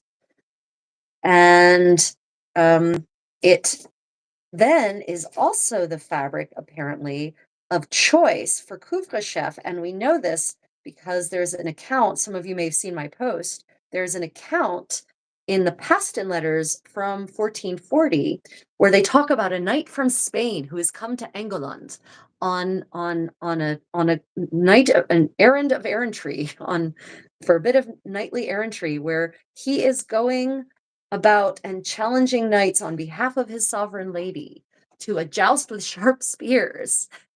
And he is where he has bound about his arm, according to the letter. And I'm pretty certain it must be Margaret Paston who is writing this. I can't imagine a man would care to note this kind of thing. That he has bound about his arm a a kerchief of plaisance. Now, this could actually be a play on words intentional because Charles d'Orléans, Charles of Orleans, who is brought back to London by Henry V as a captive in the first half of the 15th century and spends the next like 25 years in captivity. I mean, he's living the courtly life, but still. And he writes all these poems in French and English while during his captivity, these courtly poems. And he actually does a play on words between plaisance, the fabric, and the word plaisance, pleasure. Yeah. So I thought that was interesting as a detail for not only the kind of fabric used for a lady's couvre chef, apparently from Spain, in fact, but also where the favor, as we would call it modernly, was worn. It was bound about his arm, and that he was on a mission for his sovereign lady, as Margaret Paston, or as the Pastons referred to this inspiration, right? His beloved is called this his sovereign lady in 15th century English. And that he's on this, this quest to challenge people on her behalf, and it's with sharp spears. So I kind of have a thought about that because after having read Ulrich von Liechtenstein's autobiography, where his so-called sovereign lady is definitely not exactly a willing sovereign lady, I'm wondering if this particular knight sovereign lady was also not the most joyful of his attentions and literally told him, I will only give you my favor if you A, go elsewhere and do this thing, B, it has to be with sharp spears. I don't want you doing the safe version. I want you doing the dangerous version of jousting in my behalf. And yet he didn't take the hint. Okay, so here is the finished lacing ring, as you see. All done and ready to go. And the nice thing about the silver gray embroidery thread that I'm using, this is Korean embroidery thread actually, is that it matches with the, pewter rings really nicely. Doesn't stick out very much at all. And in fact, not at a distance. At a distance, you can't tell, right? At the distance at which you should be looking at the opening of my bodice, you can't tell. Yeah. There was a vendor in the US selling very fine linen voile, but I can't remember the name of her shop at the moment. I can send it to you when my memory starts collaborating again. Oh, Doki, that would be great. Thank you. Yeah, voile. Voile actually means veil, which is funny. So yeah, it makes sense that if the linen voile might actually be that fine, that would be great, Doki. I would happily buy that. I'm a big fan. Sorry, my foot is now caught in my skirts and I can't move it. Okay. I'm a big fan of upcycling, as you all know, and I love finding curtains and whatnot that I can, especially for discounted, used, or, floor model curtains that I can then turn into things. And that's always really frustrating that I couldn't seem to find, even though there are sheer linen curtains, they're this fashionable, slubby stuff that's not appropriate at all. So yeah, Great. So you said lawn, yes, and that's spelled Lawn? it's spelled like 5 ways. Londe? It's, Okay. yeah, it's And the other one was umple. Umpel. What's Holland? Holland is Holland. That's fabric that's linen from woven in Holland. So in these Oh. expense accounts, you're going to see a lot of references to so many yards of Holland, in the English accounts, and that's Holland is one of the counties in the Netherlands in the Low Countries, and they were famous for their linen. And so one of the very fine kinds, very high quality linen comes from Holland. So if you see so many yards of Holland, it's white linen that they're talking about. Because this one is a big wreathful of a board cloth of Holland cloth. Whatever a board cloth, BOORD. tablecloth. I think possibly. Possibly. Um, Let's see here. Here's yeah, some stuff. so let's see. Uh Yeah, so the other interesting thing that I mentioned the lawn for sheets that appears in the inventories. It's interesting. I think that you'd want sheets that fine, but on the other hand, in the heat of the summer, you might indeed want to have sheets of lawn or something fine. They're willing the lawn to the church to be a veil for St. Mary. Oh, right. So one of the Coventry wills that we have, and I saw that in a couple of places. I actually saw in several wills um that donors that the soon to be deceased, because usually people wrote their wills when they thought the end was nigh. The soon Yeah, the soon to be deceased, uh they usually wrote them when they thought the end was nigh. So I did find one, and now this makes two entries where their lawn sheets were being donated to the local church in order for them to be turned into veils for this Virgin Mary statue. Yeah, I've seen that in a couple of places actually. Get the other book with the other two entries for So, other interesting things I found, not fabric related actually, because once I started diving down the expense account rabbit hole, I couldn't stop myself. It was a bottomless plunge basically. So I also found reference to repairs for lots of different things.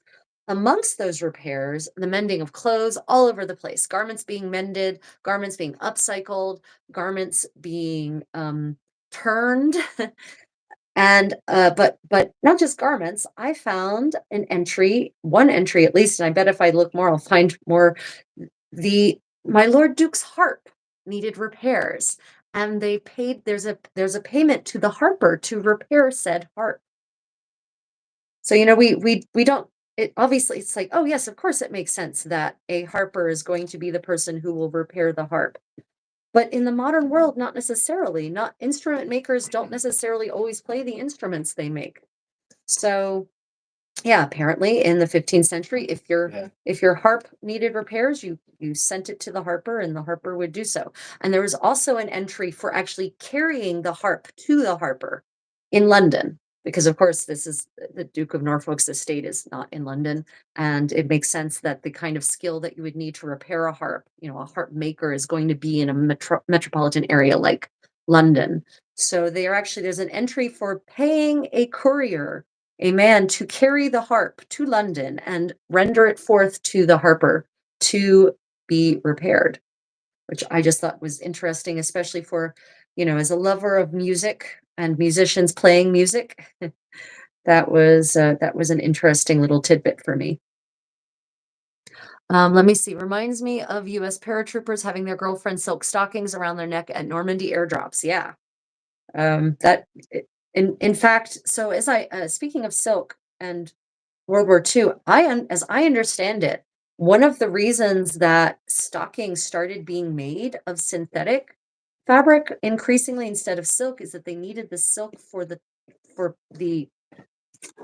parachutes. And so women's stockings started being made of rayon instead, which existed at the time, is what I think I remember reading that somewhere, because I was looking for silk stockings instead of synthetic stockings, and that led me to wire stockings made of synthetic instead, and that's yeah.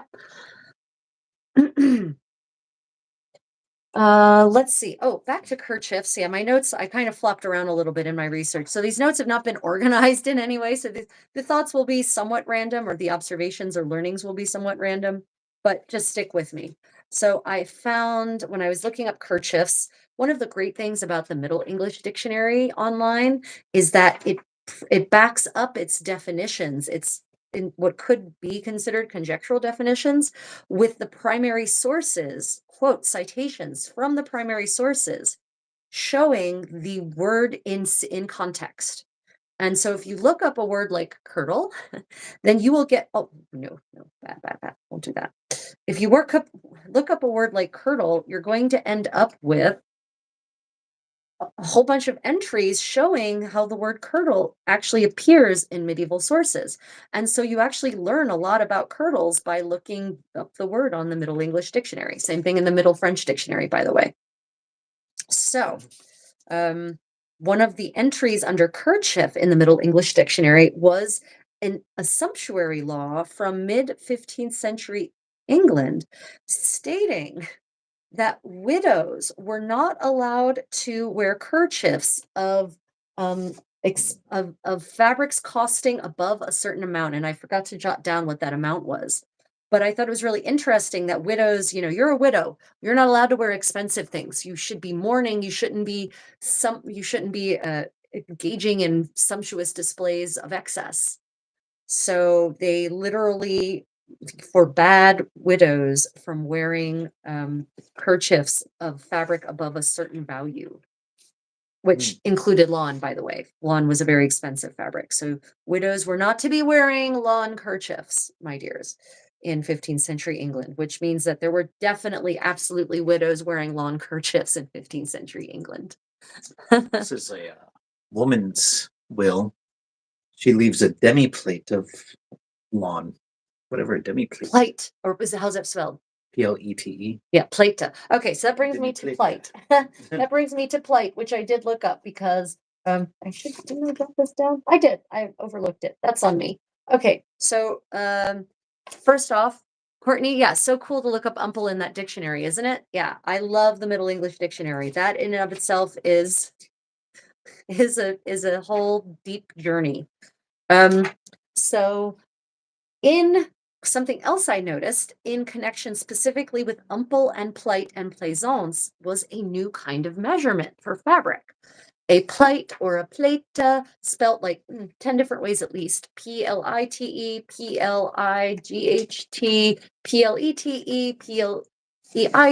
Pleit, I mean, Plait. 15th century orthography is the most fun adventure ever. Anyway, and I'm like, well, what is this plate? Like I trying to figure out how much a plate actually was, but it seems that and I looked up the word plate in the Middle English dictionary, and they say a measurement of fabric. Thank That's you. useful. I figured that out on my own. What kind of measurement? Then I found an entry for a book of weights and measures from 1500 that said a plate. It gave a comparison between a length of fabric being 18 plate or 16 yards. So what that, or 15 yards. So what that tells me is that it seems like a plate might be almost the equivalent maybe of a meter versus a yard, kind of a modern meter versus a modern yard sort of thing. But of course, 15th century English yard is not a modern yard either. But it seems like maybe that's the ratio at any rate, possibly a little bit longer than what a yard would have been. But yeah, I found multiple wills leaving a plight of lawn to someone.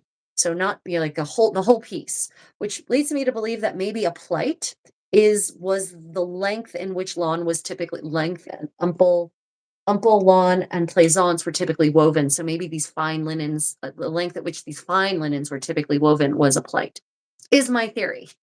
Um, I haven't yet been able to really find evidence to back that up, but that seems to be maybe what it is. If you know more about the plate as a measurement, please do share. Let's see. Okay, so that brings us on to more evidence of couvre-chef, of kerchiefs and the fabrics out of which they're made. So obviously, we find all of this references to lawn and plaisance and umple, which are supposedly linens. Well, what about silk? So the evidence I have for certain that kerchiefs and that maybe some of those fabrics were also, maybe they were also silk, not just always a linen weave, but a way of weaving silk as well, is a sermon uh, from 1450 by an English preacher who he says I meant to jot the whole thing down because it was really funny, but basically he says Saint Paul, in the days of Saint Paul, women were not wearing kerchiefs of linen or silk, is what he says. The implication being that these days women are wearing kerchiefs of linen and silk, and it's just excessive and inappropriate. So that is the one piece of evidence. No, I mean, I know there's more. I'm still in the researching, the primary sources process. Yeah, but that is definitely evidence that women were absolutely wearing silk kerchiefs in the mid 15th century, and I'm going to assume not just the mid 15th century either. Right. Yeah. Okay, other things. So other interesting tidbits I found in the Howard household accounts include multiple references to doublets of fence or doublets of defense. Not just for my Lord Duke, for his children, actually. So these, I'm pretty certain, are arming doublets, but I think it might be more than arming doublets. I think they might be doublets that have mail inside of them for protection. Because male, M-A-I-L-E, not M-A-L-E. Because obviously they're for men, there will be a male inside of them eventually, but not that. So I think that probably so This is interesting. so yeah, so there was and that the doublets of fence were not only made by a tailor, but there's a record in the English account in the Howard household accounts to them being made by a doublet maker, specifically in the Middle English doublet maker. And that's interesting because in Italy there was a separate class of doublet makers as well, the Farsetilo. Oh my god, I probably just completely butchered that word. There are farsetto makers in 15th century Florence as well, and Bologna, and other parts of Italy, where literally their specialty, they're not general tailors, their specialty is just doublets. And remember, a doublet isn't just an overgarment worn by men to which hosen are pointed, it's specifically a padded garment. Doublet meaning double layers with the padding in between. And so this is, this is a separate skill. Being able to make padded garments that are fitted and quilted to the body is an extra level of tailoring beyond just tailoring. So, yeah, I thought that was really interesting to come across the term doublet maker specifically in a 15th century English account, which confirms the presence of these specialists in England as well. I always love finding those connections. Hmm. And the fact that children were getting that the my Lord Duke's children were having doublets of fence made. Now, granted, as I said, it just says doublets of fence. It doesn't say, unfortunately, these expense accounts aren't, detailed like some of the Italian ones are, where they actually say what the materials are specifically. But considering that in about the same time, the Duke of Somerset drowned wearing a doublet, a mailed doublet, a velvet mailed doublet, as it was called in the chronicle.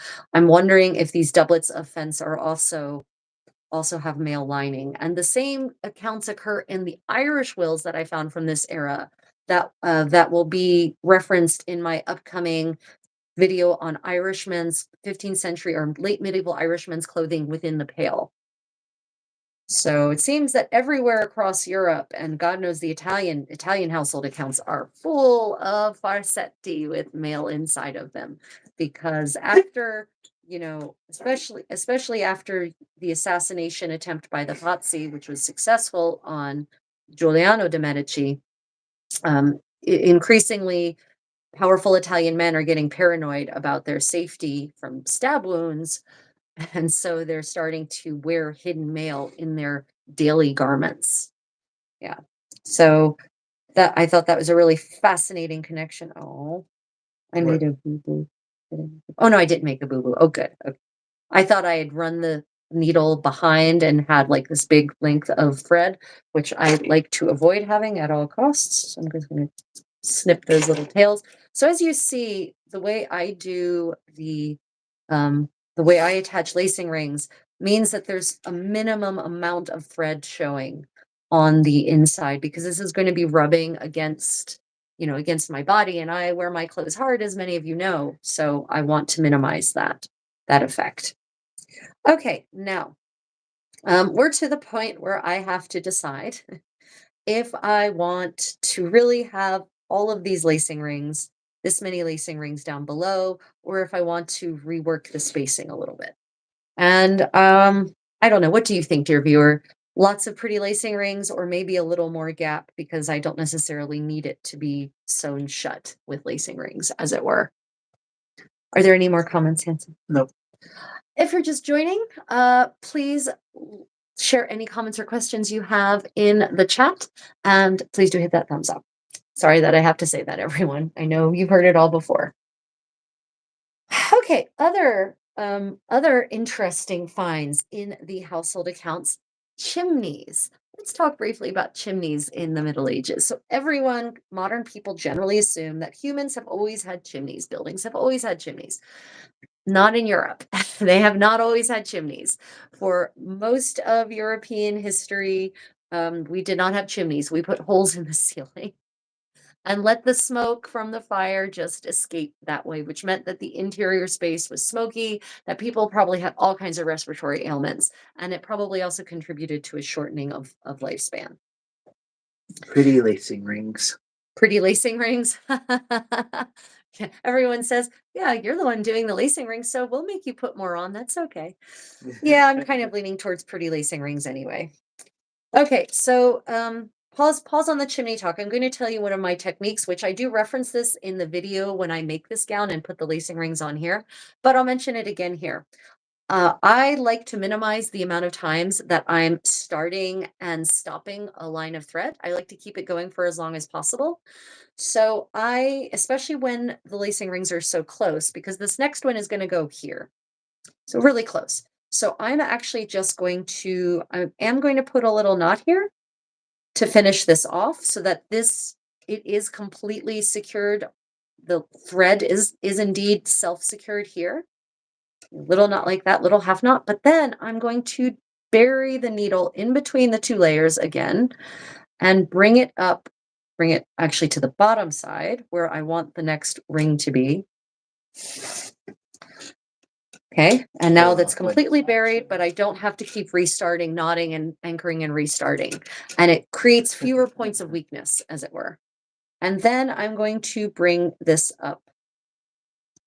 Again, now that I know where things are, I'm going to bring it up so that I can secure that lacing ring there. Okay, is there a comment or a question?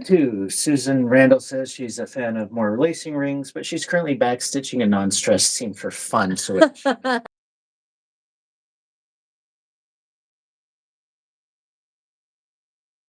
buenos noches de Argentina, saludos.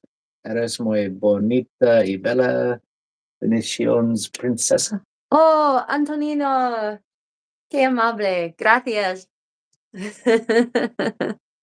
Yeah, so for those who don't speak Spanish, he says, hello, good night from Argentina, and greetings. You're very pretty and beautiful. Blessings, princess. Oh, Antonino, qué amable. Te agradezco.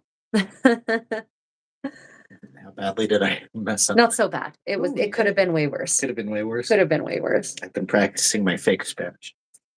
Is that Spanish? Yeah. That is Spanish, yeah. ¿Cómo estás en Argentina? Yeah, Argentina is on my list of places I really want to go because, well, one, we love the Argentine tango. Two, it's got beautiful architecture, great food, good history, and I speak Spanish. So, it's a good place for me to go in general.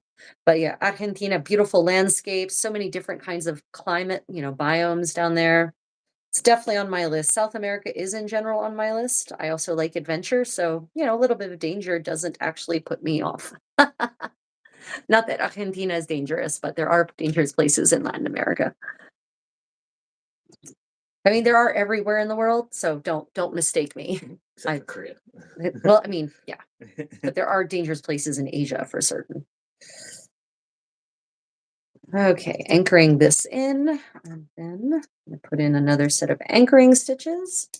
So chimneys, back to chimneys and our discussion about chimneys. Let's go for conspicuous consumption. Thank you, Lisa. Thank you for confirming my worst instincts that over the top is better.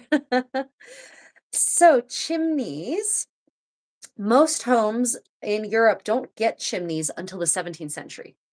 And even castles, most castles don't get chimneys until the 15th century. It starts in the South, as always.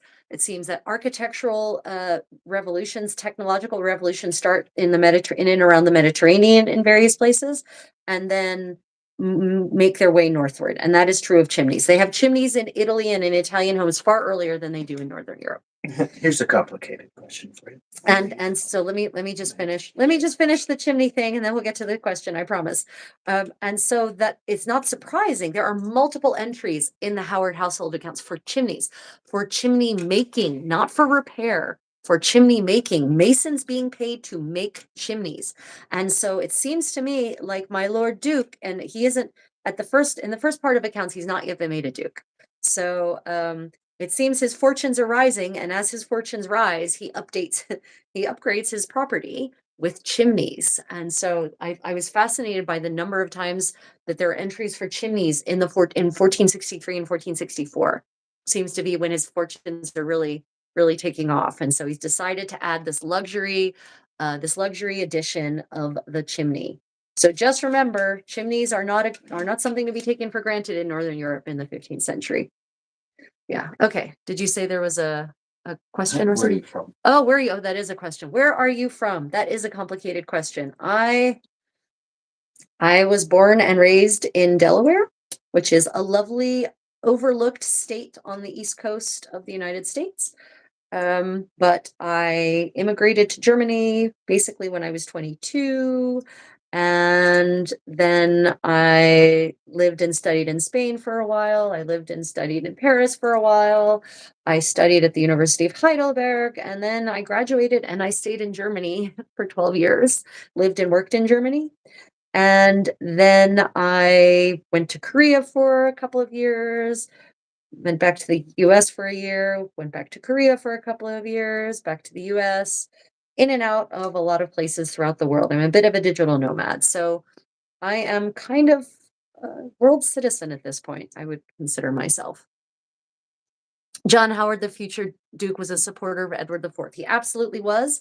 But when Richard III took over, he continued supporting. He was in the accounts. He actually talks about Richard III, and he falls in line with that, at least at first. I don't remember if he sides with Henry VII or with Richard III at the battle of Bosworth, but at least at first, he's a loyal subject. Yeah, he was definitely a Yorkist, which Susan's point is that's why his fortunes were rising. Of course, the 1460s is gets to be is a messy time for the English throne. Unable to connect at this moment. What? Well, for some reason, my secondary camera has frozen. Oh, it's still looking good from our side. Huh? Really? Yeah. Hmm. I I mean, I'm a couple moments behind on my feed, but Yeah, well, it will catch up. I mean, siding with Richard III would side with the Yorkist cause because Henry was definitely a Lancastrian, so that would make sense. But basically, when Henry takes over, things just start getting depressing again. I'm definitely a pre Henry Tudor person, a pre Tudor person. Much prefer, yeah, that period of history, despite its messiness. But actually, during Edward IV's reign, once he comes back to the throne, is actually a long period of stability and prosperity for England. So people forget that the War of the Roses it's not like it was constant. There were long periods of peace and longer periods of peace once Edward IV takes the throne back the second time. Well, it takes it back once he's on the throne the second time, rather. No, it's for Henry what VII was depressing. try again. He really was. Really? Okay, for whatever reason, maybe I can try to join again. Hold on a minute. Am I really that far behind? You must be. I will try to join again. So frustrating. Technology. I love technology. I love technology so much. That is totally why I do medieval living history, because I love modern technology so much. I mean, don't get me wrong. People ask me often, would I like to live in the 15th century? And the answer is a hearty no. Nay. There is not unless I can have access to all of the perks of modern life. And if I could combine the perks of modern life with the perks of 15th century life, absolutely. Um, okay, going to just rejoin. I don't know why it Yep, no, it's frozen. I don't know why it dropped out, but okay, it should be coming back. Hopefully. This just sleep. Yeah, Henry VIII was definitely depressing. Okay, there we go. Turn the microphone back on as it always does. And You're so much a Luddite. I know, I really am a Luddite. I seriously am. I admit it openly. There's no I will not prevaricate on that score. Yeah. You will get no argument from me. Luddites unite.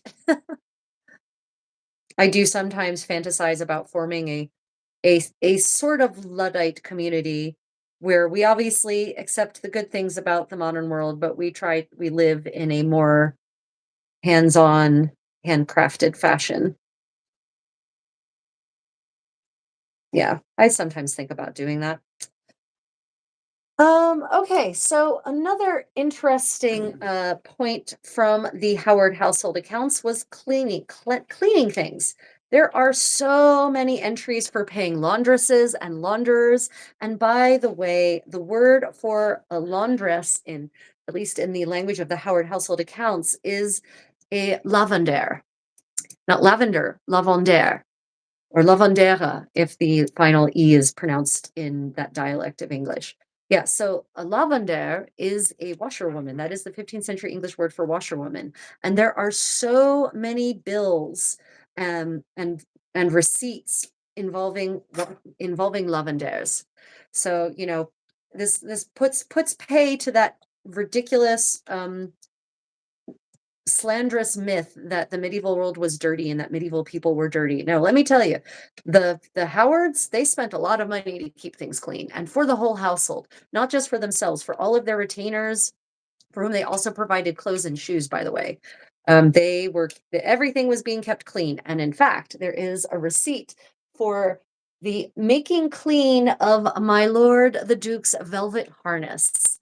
So his harness, that would be his armor, as you would call it, the cuirass sort of chest pieces, was covered in velvet. And we have extant now, whether it was a brigandine or not, I cannot now. It just says velvet harness. Often we're covered in silk velvet. Conspicuous consumption for the win. Nothing says money like, yeah, I can get blood on this and it's okay. Um, so yeah, making clean of the velvet harness. And that was literally the language, was making clean of the velvet harness. So that was an interesting 2-for-1 for me as a linguist, the use of the language, the way it's phrased, and also the fact that he had velvet harness and someone cleaned it for him and he paid someone to keep it clean for him. Probably, if you're going to think about the kind of stains that could be on velvet harness in this era, it's going to be oil from keeping the armor oiled and rust free, but probably a lot of sweat, probably also maybe some blood will be on there as well. Now, velvet is less likely to stain because of the pile will keep stains from setting in. The direction of, stains are going to sit up here and the fibers are this way instead of this way. So it's much harder for stains to take hold and they tend to just dry on the top and then you can flake them off. Tend to.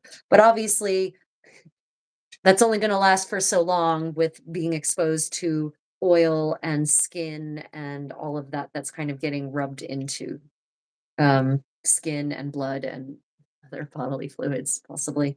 Yeah, eventually, even velvet will stain. So I thought that was interesting. Another term that crops up a lot, and I finally looked into it because I couldn't figure out why. There are so many entries for horse meat, lots and lots of entries for horse meat. And I know medieval people ate a different diet than we do, but horses were valuable for transport and for yeah, for transport and for knights to be able to do the thing they do on the battlefield. So it felt really weird that they were eating so much horse meat. So I thought to myself, that can't be what it means. And I was right as a linguist. Meat, M-E-T-E, but also spelled M-E-A-T, originally did not mean flesh. Flesh is the word for meat in the 15th century parlance. What meat, M-E-T-E, and all of its alternate spellings meant was food. It was the general word for food, for any kind of food. And there were specific kinds of food. So horse meat is horse food. It's fodder. It's food for the horses. And that makes sense because a lot of these these expense entries were tied in with traveling. And so it makes sense that when you're out and about, you need to pay at the livery stable. You need to pay, or the inn where you're keeping, you're staying and or storing, horses are being kept. You need to pay for them to eat because that's not just something that's free. So yeah, that was finally I figured out what horse meat was. It is not the meat of horses. But also that led me down a mini rabbit hole that meat is a general word for food. And so white meat, for instance, if you come across the term white meat in a 15th century, probably 14th century context, probably also 16th century context, it means dairy products. So it means cheese and butter and almond milk also. So that's what white meat was. Yeah. Let me see. In Second Life, I'm a towns guard in 1430s, 1530s Tudor town, but my armor's from the 1470s. Well, I mean, 1470s armor is way better than the 1530s. But I assume also maybe you're a towns guard who has his grandfather's or great grandfather's harness because that's what you can afford to have. Uh, yeah. So, yeah, lavandere comes from French to wash. Yes or no? Yes, exactly. Lavare is the Italian word, and also I believe the Latin word for to wash. And so that's where all of these words come from. And lavender, the plant, is called that because it was used to keep things clean. So it was part of the laundering process. It was acknowledged that it kept things fresh. And I think there's something about, no, I'm not going to say that because I don't know that. I think my brain might be making things up. Anyway, so lavandière is the French word, and obviously the 15th century English word is just to take right off of that lavandère. For washer, what we would call a washerwoman. In Kingdom Come, you're expected to wash. You lose charisma, basically. Oh, well, yeah, you should lose charisma if you don't wash. That's interesting. So, And there's a bathhouse. so for those who couldn't hear quite clearly, my condottiero points out that in the game Kingdom Come Deliverance 2, you are expected to wash, and if you don't wash, you will lose charisma, which, yeah, no kidding. And he mentions that they're actually bathhouses, which there were absolutely bathhouses in pre-Reformation Europe. Everywhere had bathhouses, everywhere. Um, but especially there was a particular preponderance of them apparently in the East, in Bohemia and Poland and the Balkans. There was apparently a pretty there were more. There were more of them than there were even in Western Europe, where there definitely were also still bathhouses that were used for bathing, not just for the procurement of certain services. By the way, yes, Which you can do in Kingdom Come the, as well. the stews were also a place where maybe men could get services, but men and women used the bathhouses, not just men. Yeah. So then that leads us to when I was looking up the word meta, as it would be pronounced in Middle English, in the Middle English dictionary, that led me to an interesting entry from it's a 15th century manual on medicine, and it actually said the entry, and I quoted this one: "Cucurbita beeth good for meta and for medicine." Cucurbita are cucumbers. So I thought that was really interesting that they talk about wait, where is that pumpkin? No, sorry, cucurbita are pumpkins, but gourds, not pumpkins like we know them. So just to be clear, this brings up my brief lecture on medieval foods. Just because something is called the same thing in the modern world doesn't mean it's the same as the medieval version of that thing. First off, cultivars have changed drastically in the last several hundred years because we've been breeding for output. Looking at you, carrots. Looking at you, carrots and strawberries, monstrous versions of their original selves. But also, when the New World was discovered, if there was something that was similar to what we had in the Old World, Europeans tended to just name it the same thing, even if it wasn't technically the same thing at all. So, the word pumpkin, if you see the word pumpkin in a medieval context, the actual word pumpkin, they're not talking about the orange New World winter squashes. They're talking about a different kind of gourd that has a different texture and a different taste, different properties, etc. But still, I thought it was interesting that they say that it's good for both eating, for food, for meta, and for medicine. So they acknowledge, of course, the dual nature of foodstuffs is that they have a medicinal quality. And we know in the modern world that it's true that many fruits and vegetables contain compounds which are very beneficial for your health, and many of which have been isolated and synthesized to make the modern medicines that we have. Yeah, with extra service. Yes, with extra services. Thomas is referring to the stews. The stews. The stews, yes, in Kingdom Come Deliverance too. Yes, the bathhouses. The bathhouses. Yeah. I like how there's a trait in it where you can be stinky, but women like that Oh, because really? you're manly. No, She's all just no, that is not true. But you told Vultures. me you like me like that. Okay, there we go. I also found an entry for olive oil, which I thought I need to pause on the sewing so I can drink a little bit. Everyone, apologize for the pause in productivity. Convergent. Laughing my ass off. Nevis talks about vultures. Convergent evolution. Yeah, right. American vultures are very distantly related to Eurasian vultures. Convergent evolution. Yeah, we see that a lot actually. Convergent evolution. Looking at you, crabs. Yeah, looking at you, crabs and lobsters. Everything eventually becomes a crab again. Yeah, everything eventually becomes a crab again. Um, Olive oil. So I found an interesting entry for olive oil. I can probably, no, I'm not even going to futz with it. Just going to go ahead and start again. I found an entry for olive oil that says also, I found this in the Middle English Dictionary, but then I looked it up and found it elsewhere. In the Howard Household Accounts, olive oil is mentioned also for cleaning harness, but here it's mentioned in the same medicinal guide, that same herbal medicinary. There's a word for a book that is about medicine, but not an herbal.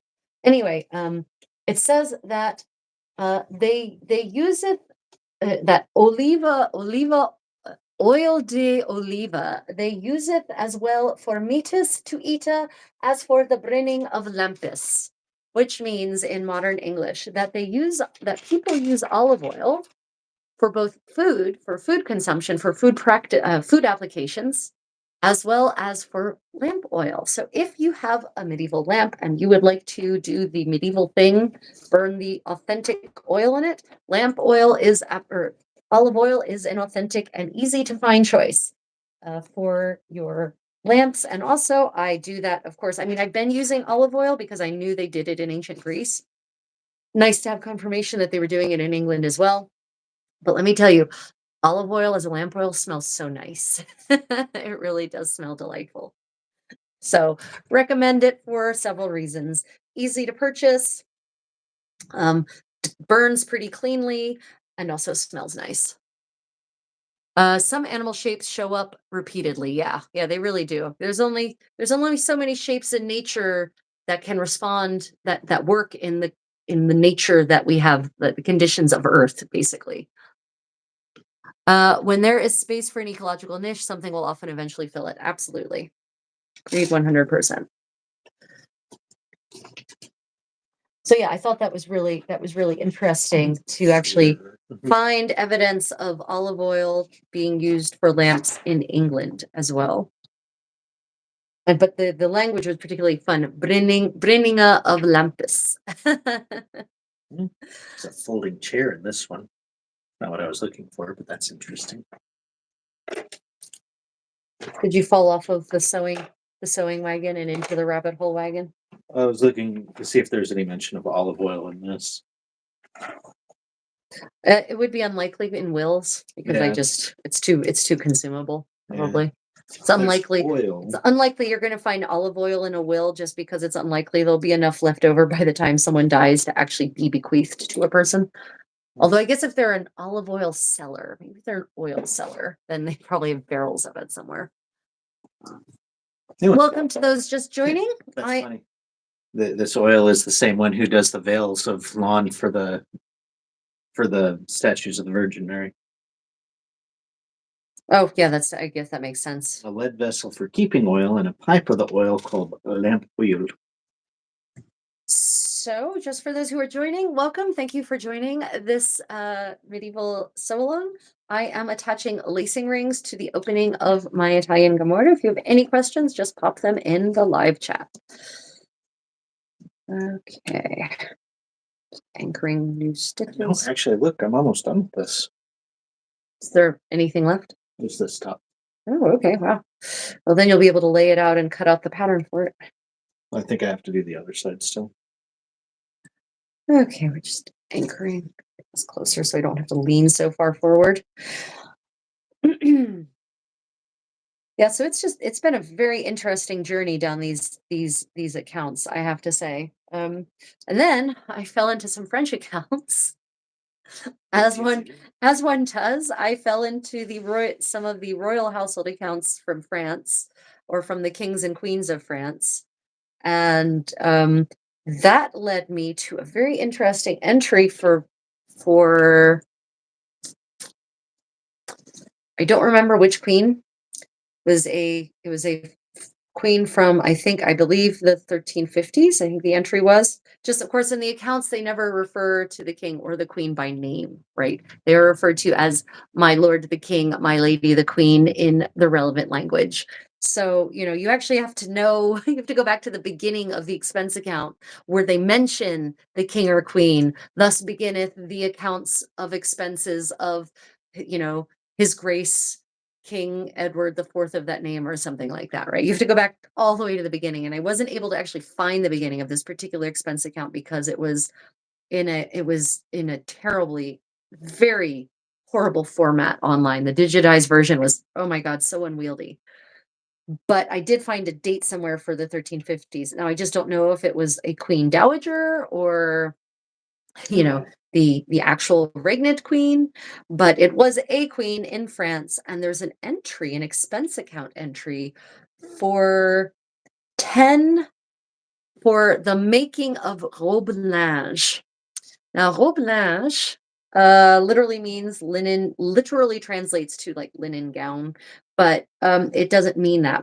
It's used to refer to linen undergarments. And it's sometimes when they talk about pairs of robe linge, they're talking very specifically the about frays, about mudande, about breeches, the undergarments worn against with which one girds one's loins, as it were. And so what was interesting is that in this set of entries that includes a whole bunch of pairs of robe linge for the men, there's an entry right in the same bunch for fabric purchased, and it was again lawn, purchased, or plaisance, it was plaisance, purchased for robe linge for the queen. And so this might be another hint at women's underpants, as we would call them modernly, right? Because there's a big controversy about women and women's underpants in the Middle Ages. And there are some people for whom some of you have heard me say it, I'll say it again. For them, it's an article of faith that women never wore underpants before the modern era. And so, they will fight it tooth and nail. And so I have a whole video actually on series on medieval women's underpants, the evidence for it and the evidence against it. And my conclusion at the end of that is that some women in the various parts of the Middle Ages in various places definitely wore underpants. Maybe not everyone, maybe not all the time, maybe not consistently, and maybe not always. Maybe it went in spurts and waves. But so for the French sources, I have a lot of evidence for it in the Italian sources for it. And I have some in the French, but not a lot. So I'm always interested when I find more in the French sources. So this might actually be more evidence for women, queens especially, having worn, owned, and presumably worn, because you're not just going to make them and then not wear them, uh, underpants. Yeah. So that was an interesting find late last night, actually, during my rabbit holing. Why am I having such issues Was with it 1550 or 1350? 1350? Sorry, Susan, 1350, not 1550. Yeah, 1350. Yeah, but the 16th century, you get a lot more evidence for it, a lot more. Um, Even though people there fight it tooth and nail. Oh no, she was meant saying who the queen was. Oh, no, no, no. Yeah, 1350. But and again, I don't know. What I don't know is if it's the queen regnant or the queen dowager, right? There's more than one queen floating around generally at any given time in any given polity. Yeah, Just look up who died in 1350. right. Let's see. Signet clerk.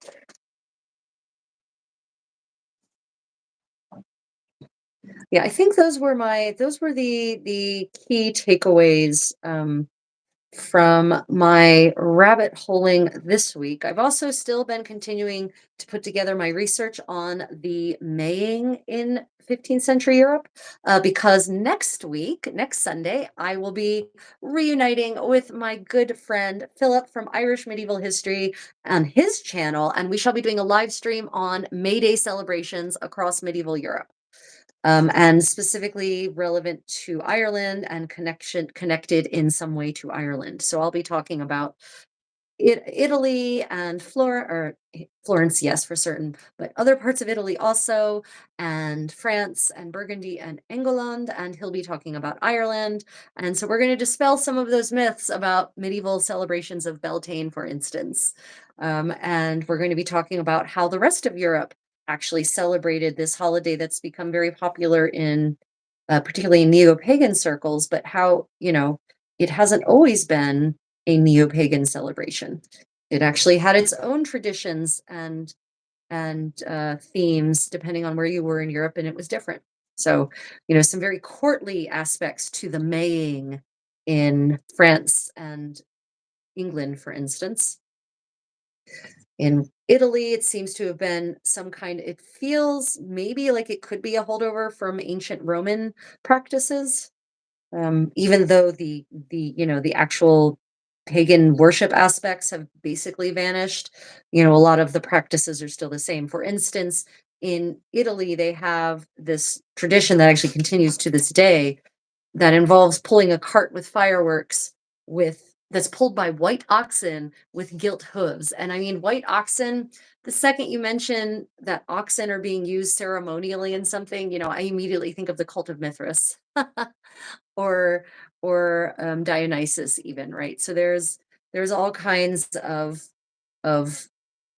possible ties to the pre-Christian world of the Mediterranean still hanging around, even if people don't know why they do the thing they do. So yeah, we'll be talking about that, and I'll be delving into more depth on the courtly practices, the way in which courtiers disported and took advantage of the May season. And I'm also going to talk about not just the courtiers. I've got some fun things about how commoners also celebrated May Day throughout Europe. But I'm going to give you some spoilers now. For those of you who are here, you get the benefit of some early spoilers. Maypole dancing. Maypole dancing, dancing around the maypole, absolutely a thing. Putting ribbons on the maypole, not a medieval thing, not a pre-modern thing. It's apparently the Victorians who introduced the winding of the ribbons as a dance form. So sorry for all of those who, love doing the maypole, the ribbons, and want to do it in a medieval context. You can't. You can absolutely dance around the maypole. Plenty of dancing around the maypole, just not with the ribbons. And they didn't decorate them with ribbons either. There's some references to some strings, but it seems that for the most part, maypoles in most of Europe were if they were decorated like that, they were painted, but more often than not, they were decorated in garlands and flowers, up and down the length of the pole rather than wrapped in super duper duper expensive. I mean, you have to think about how much the cost of ribbon would have been in the Middle Ages. It would have been massively expensive. And can you imagine the amount of ribbon you need to wrap a whole pole in multiple colors? You're looking at tens of thousands of dollars worth of ribbon by medieval standards, if not hundreds of thousands of dollars worth of ribbon by medieval standards. So you're just not going to do that. It's just not going to happen. Yeah. Let me see. Uh, Ap's bull was supposedly white. Oh, Apis's bull. Right, right, right, right. Yeah. Yeah, I believe that Dionysus's bull was also white. Like the white bull is such a typical ancient trope, right? For being sacred in some way.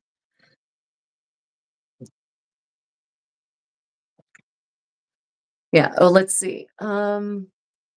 Right. So, yeah, other things I've discovered about May traditions. Of course, the apparently the poor people's the wrong word, but like the commoners, you know, peasants and maybe even possibly burgesses, but I think probably mostly peasants. And by which I'm not talking about a socioeconomic class or an economic class. I'm talking about peasants, farmers, people who lived and worked in the country, right? Who worked the farms.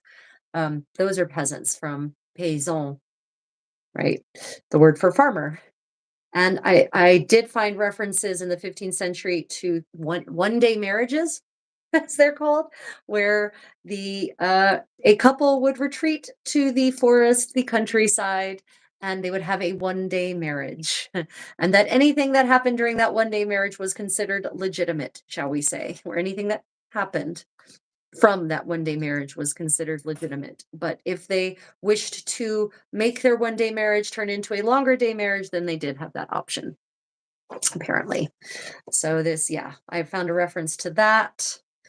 And apparently in France, they would in the French court, they actually had this game whereby you would pick a party, as it were, not a political party, but a May Day party. And this would either be the leaf or the flower, and you would pick either to be the leaf or the flower. And you would then be that for the whole year. And actually, so it's this thing that carries on through the whole year. And you would write poetry in the, it bends. You don't, it bends into it, handsome. So you would write poetry in That's- honor of the leaf and the flower. No, that's Yes. fine.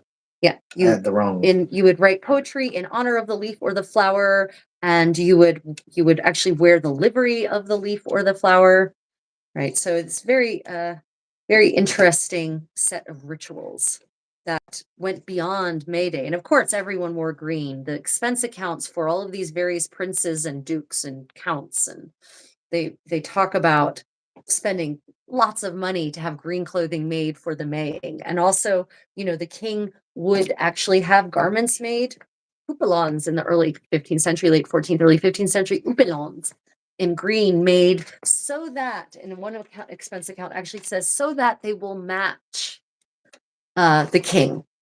And they refer to this as livery, but it's livery in the sense of it's being delivered, being given by the king to his men at arms so that they can all be wearing the same thing. But it's not heraldic livery because they're all green, which is not the heraldic livery of the House of Valois. um, so yeah, it's very interesting to see the extent to which the people of all classes would go to celebrate the May. So very clearly, this restoration of regrowth, of return of life, the flowering, as it were, was a very psychologically just a very important time for people. And then, of course, in Buddhism, this time of year is Buddha's birthday. So, which is absolutely tied with the concept of rebirth and renewal. Yeah. So, we'll be talking about that in more depth about May Day traditions. So check out Irish medieval history. That will be different time. We're going to be doing it evening our time in Asia, which means that it will be middle of the day ish for my European followers, and will be early morning or late night for my America's peoples. So I'm sorry for those of you who are in the US and that might be a little too early, but you can always watch the recording or join in later. You know, the live streams between Philip and me, they always go for multiple hours because we always have a lot to say and we like to talk off of each other. Let me see. The decorations were somewhat different in 15th century Transylvania. Yeah, actually, so I know that in Bohemia also they were somewhat different. There are some more local traditions. What do you know about 15th century Transylvania and May Day traditions, Tomas? I have not. I have, there's, medieval Europe is not a monolith, and there's only so much time I have, so I don't necessarily have time to explore every culture of 15th century Europe in, say, exploring May Day traditions. So yeah, I'm definitely interested to hear about other things that I maybe have not explored myself yet. And of course, the further east you go, probably the more unique, the more different the traditions become. But what everyone seems to have at some level. Oh, oh, those decorate. Okay, yeah, right. The maypoles in quotes. Yeah. Okay, I get it, Thomas. Got it. Sorry. Here I am being too earnest. I apologize. I do have a better sense of humor than that. Hello, just wandered in. Bit of a blue stocking. Welcome. Thank you for joining. This is a medieval sewing live stream where I talk about what I've learned and whatnot. But if you have any questions, just pop them in the chat and I will answer them. Medieval living history, medieval dance, historical fashion, historical food, kind of a bit of a Renaissance medieval woman. So yeah, lay it on me. So one interesting thing I did find about May Day traditions in medieval Europe is that the maypole seems to happen everywhere. Maypole with fangs, yeah. Seems to happen everywhere. And, some people want to attribute, I think it was maybe the Victorians who attributed a phallic meaning to that, but that doesn't seem to be borne out by the sources. And it just seems that the idea is that you go into the forest and you get a tree that is, spring has new growth on it, and then you bring it into the town and you set it up in the town as a way of uniting the civilized with the uncivilized, nature with the artificial, and bringing that regrowth, bringing the good luck of the tree into the town. Is there a patron saint of autocorrect? Is there a patron saint of autocorrect? To fight the demon? Yeah, autocorrect is indeed a demon. I can't argue with that. So maypoles are a thing. Maypole dancing is a thing. Maypole dancing with ribbons, not a medieval practice. Sorry to disappoint everyone. But they do kill the tree. And actually, it's funny you say that, Susan. There is a 15th century poem that talks about that specifically addresses that. It's a Welsh poem, 14th century Welsh poem that addresses the practice, and this is how we know they did it in Wales, that talks about the horror, the sadness. It's like, talk about a naturalist in the 14th century is not an expected thing. He talks about the sadness and horror of killing this beautiful tree and bringing it into the town and stripping it of its greens, the indignity of it. Yeah, I'll be talking about that next week as well. That the practice of the maypole was definitely, at least as of the 14th century, that's the earliest reference we have to a maypole, I think, is this 14th century Welsh poem.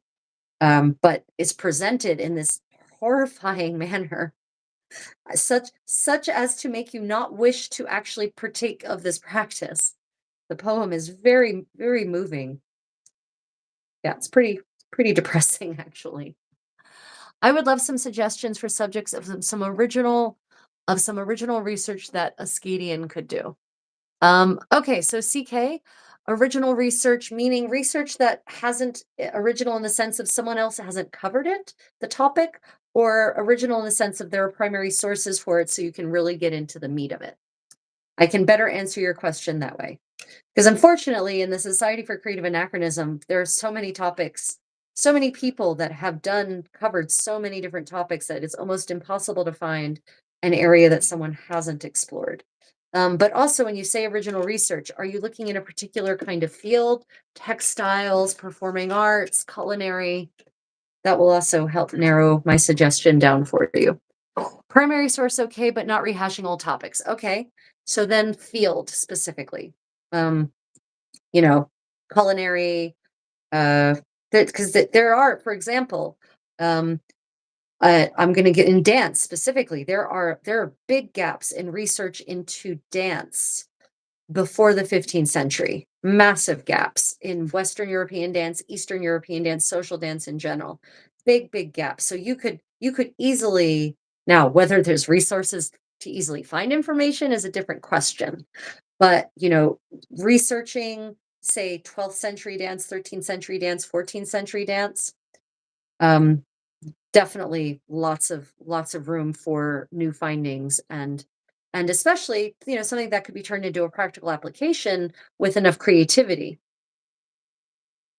Um, in terms of, the Eastern Europe in general has been underexplored, and that's a language barrier for the most part because most of those resources are in Eastern European languages or even dead languages that a lot of Americans or Western Europeans don't speak readily. So, you could easily, do, oh, let me just see. Food in 14th century Bohemia. Food in Bohemia, full stop. For instance. Yeah, if you go to the east, there's a lot of room for original research. A lot of room. In the west, it's harder because a lot of that's been covered before.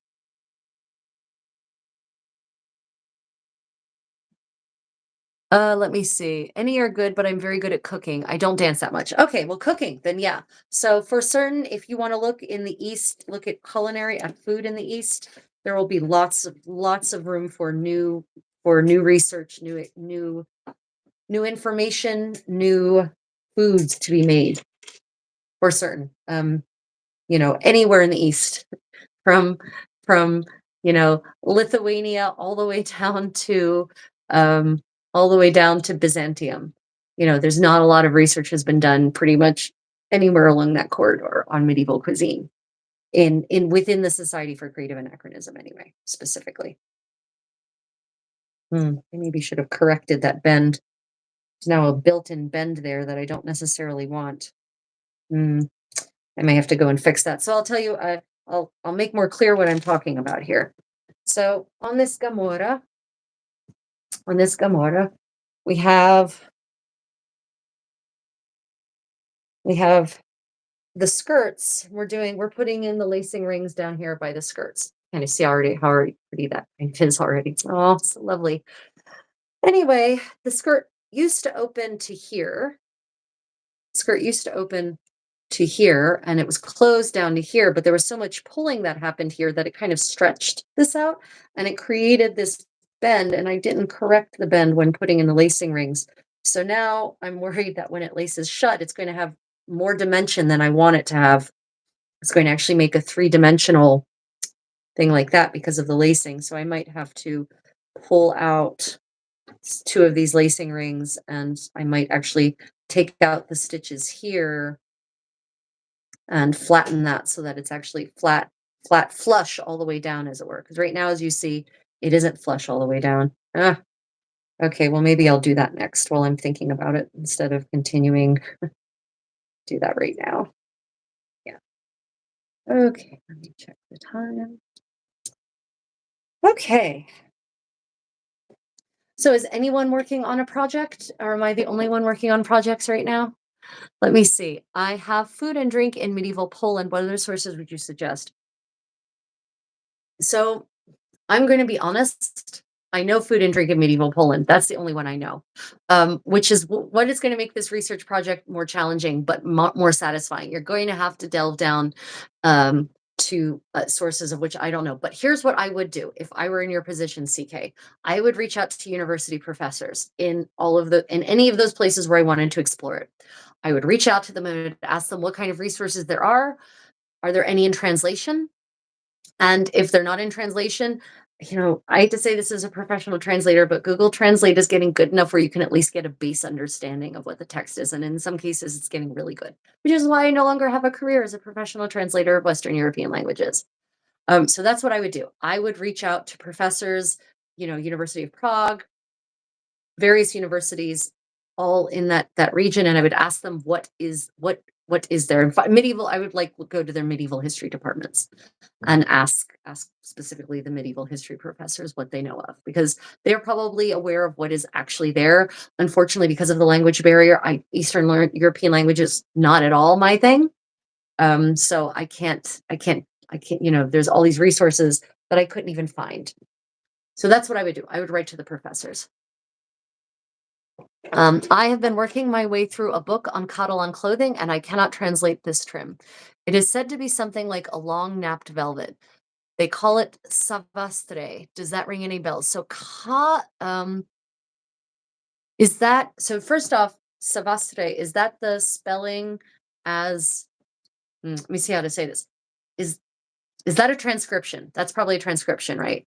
I would be interested to see the original text, like a picture of the original text, because sometimes transcriptions are not great. Yeah.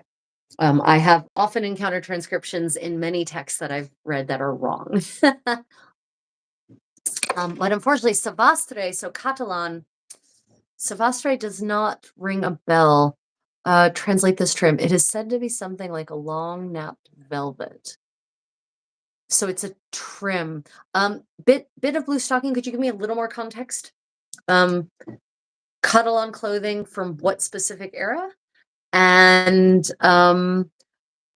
when you say trim, how is it? What is the context in which it's mentioned? Yeah, I might be able to help you more. They long napped velvet. So I mean, a long napped velvet makes sense in general because, of course, velvet in the 15th century, throughout all of the Middle Ages, where velvet is a thing, comes in various lengths of nap, and sometimes you have high and low, where a pattern has been trimmed out. So you have the higher pile and the lower pile. So it could just be, they could literally just mean that it's velvet that is like full pile, full length of pile, instead of having been trimmed down. And that would make sense as a trim because um it would be more luxurious, and it would create a heavier edge too. Currently setting sleeves on an early medieval tunic. Ah, sci-fi cheer girl, good to see you again. Thank you for coming back. It's been a while since I've seen your name in the chat anyway, I think. Are you doing so there is, contrary to popular belief, we actually have an extant tunic from like the 11th century that actually has a set in arm's eye. So are you a rounded arm's eye? The only one I've ever seen from that era with a rounded arm's eye. So are you doing geometric construction with a rectangular arm's eye or a rectilinear arm's eye, or is it a curved arm's eye? I believe the original had an extra A at the second part of the word. Yeah. 1300s for the Catalan trim. They describe Savastre as dancing. That's weird. I don't that word would not conjure up dancing for me personally. So no, I don't think that's what I mean, so if it's got a long pile, honestly, or it could mean dancing in the light. Maybe they mean that the light plays off of it. But Savas, I will admit, Catalan is not one of my languages, and Spanish and Catalan are related, but not even often the same in terms of vocabulary or meaning. So I wonder if that might refer to the play of the light on the velvet, because it's silk velvet for certain. Like 95% of velvets mentioned in the accounts are silk. So the light is definitely going to dance off of that beautiful pile, especially if it's long napped. So maybe that's what they're referring to. Maybe that could be what they're referring to. I would need, like, honestly, I would need the whole sentence in the original language to be able to do more with it. It's a translation thing. Especially when you come up with a word, when one encounters a word like that seems off or odd. Let's see. but it was around the bottom of short sleeves and down the center front.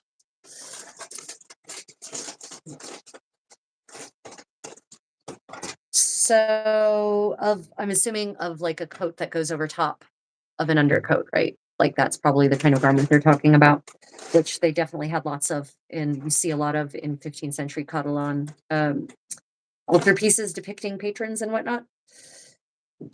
Yeah, so I would say that probably it has to do with the nap being long and therefore catching the light is where my head goes with that specifically.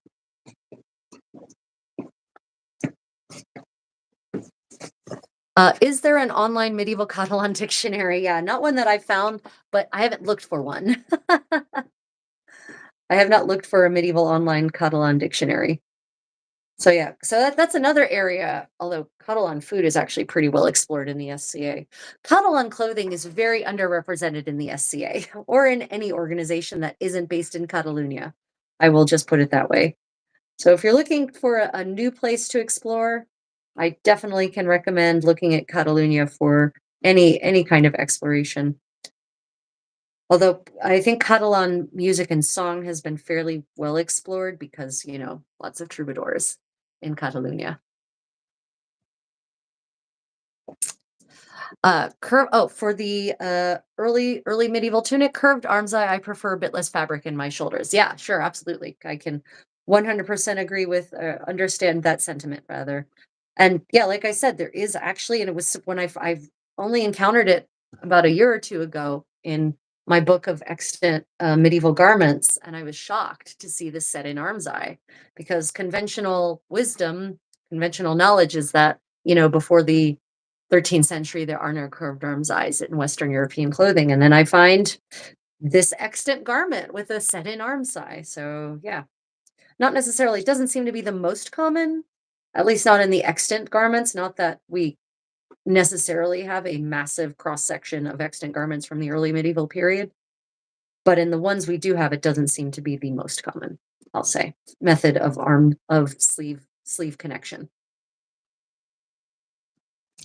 Google Translate is doing okay. It's quirky and I love it. Yeah, yeah. Yeah, Google Translate 10 years ago, if you had asked me if Google Translate was going to put me out of a career, I would have laughed at you, literally, like heartily. But I'm afraid those days are done. We are now in an era where Google Translate is literally putting translators and interpreters out of work forever, probably. Yeah. Um, um, Bit of blue stocking. Would you mind sharing the name of the book? I would now like to add this book to my library and read it. Because I am definitely very interested in the more marginal cultures. Even though, yeah, I know a lot of my research has been in Florence and Burgundy, and those are, pretty not marginal cultures in medieval Europe. By marginal, I mean, not sort of the main, not marginal in any kind of judgmental sense, but the cultures that are less explored in history, in living history, and even in history classes and in the study and teaching of history at universities. So I definitely enjoy exploring those because there's a chance for discovery and new ideas and new thoughts that aren't someone else's ideas and thoughts yet.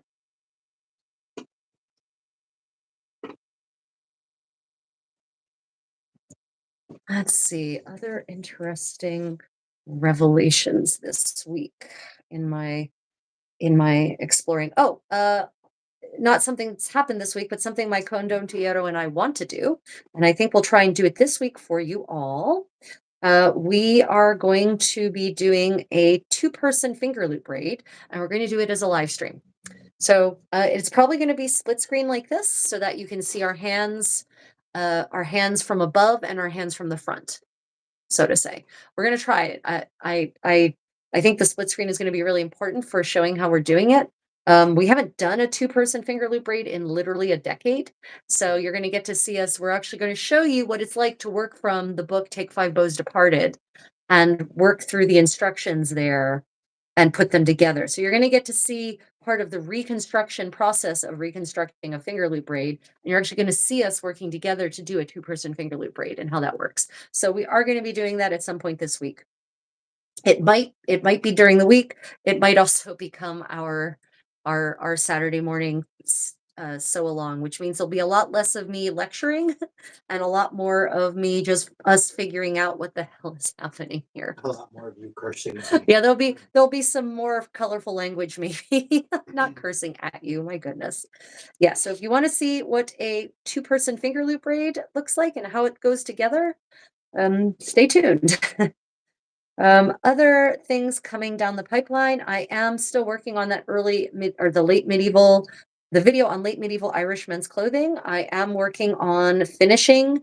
Hanson, could you pass the Couvre Chef frontlet? I am working. I do plan to finish the Couvre Chef itself this week. And then hopefully the project log should be pretty easy to put together. So here is the front part of the veil, the couvre chef, the kerchief, right? And it's all finished. I put in the hems, and I'll talk in more detail about my learnings from this in the video and things I would do differently next time. But I do like especially how it looks when I fold it open against the fold basically and use that ironed on starched fold to create that heart shape. I think that's really nice. And I'm doing a short on this. I did do a test run on my now deconstructed Nada Hennin that's getting set up to be repaired, and it looked really good. It did look really good. So I'm putting together a short on that so you can compare this with the medieval exemplars and portraits and how it looks on top of a truncated Nada Hennin, which maybe was called a bonnet in the 15th century English sources. We kind of don't know. So this gives me a chance to explain something about the medieval terms for clothing. And it's something that Bit of Blue Stocking is encountering, in fact, is that the names that we use for clothing, we've arrived at using those historic names for these garments through a lot of conjecture and a lot of putting pieces together, because it rarely happens. It sometimes happens, but it rarely happens that you have a medieval dictionary, like an actual dictionary from the Middle Ages, that says a houppelande, an overgarment worn by men and women, very voluminous and often with voluminous sleeves of various shapes and sizes, right? Like you almost never have that. There is, that being said, a medieval Latin dictionary, a Latin to French dictionary called the Catholicon. Go ahead and check that out, but it dates to the 14th century, I think. So it's not going to be useful for garments that post-date the 14th century, but my point is that often we have to arrive at the definition of these clothing names that appear in the primary sources through putting together the pieces of a puzzle. So you see the word houppelande or opinande, and you say, okay, well, it's clearly a large garment because it has tons and tons of fabric in it versus a coat, which has way less fabric in it. Okay. It's worn by men and women. Okay, large garment, voluminous garment to this set of dates worn by men and women. Then you can go to the visual sources from the same era and compare. Okay, so what do we have? What are these? What do we see people wearing in original medieval visual sources that corresponds to that? And then maybe, okay, so it seems that this thing that we see in the Très Riche du Jean Duc de Berry, it seems that these big voluminous armor garments, these must be houppelans or an example of a houppelande from that era. But we could be wrong. We could absolutely be wrong because there's nowhere where that's confirmed. So my point is that it can often be hard to determine what in a household account or an inventory actually is in the visual sources, which word aligns with which visual thing. So when it comes to headpieces exactly, especially, clerks are rarely actually fashion experts, believe it or not. And so sometimes if they're just inventorying something, they're going to look at this thing and they're going to say hat, or in 15th century parlance, bonnet, which could be a lot of different things in the 15th century. So that's why, we modern people, we love to have clearly assigned things. We like this garment to be called this. And so fashion historians will glom onto a term and just use it religiously. And that makes you think that that's actually, in fact, the name that was used for that thing, but it isn't necessarily. And the word hennin is definitely one of those words that was actually never used in the Middle Ages for a conical style of headdress ever. It predates the conical style of headdress by 20 years. And it's not even clear that it refers to a headdress of any kind, that it is actually the headdress, the name for the headdress. It could just be a slur that's being said. And if you go to my video on the not a hennin, I talk about the quote directly there. It's by a priest, Eustache not Deschamps, Eustache Deschamps, maybe, from the early 15th century. Yeah. Title and author is Handsome. Could you please go to the chat and copy down the name of this book? It's in the chat. I'm too busy looking up La Moda de Ango. I ordered on Amazon and it took a month to get to Iowa. Yeah, I believe it. Hello, Joshua from Pennsylvania. I'm a Delaware native. It's nice to meet a fellow neighbor. Let me see. Oh, I see. I'm missing. Sorry, a bunch of comments just came through. Let me check. Finger loop braid is lovely. It is. Alternative to Amazon. I abhor alternative. Correct. Okay, so just so you know what finger loop braiding is, because I was talking about it, the trim around this neckline, this is a one-person finger loop braid called a chevron of 8 loops, right? So finger loop braiding is useful for many things. It can be used to trim necklines or trim anything. It can be used to lacing. This is finger loop braiding. My lacing is finger loop braiding. This is a broad lace of 5 loops, 5 bows, not loops, sorry. They're called bows in 15th century English.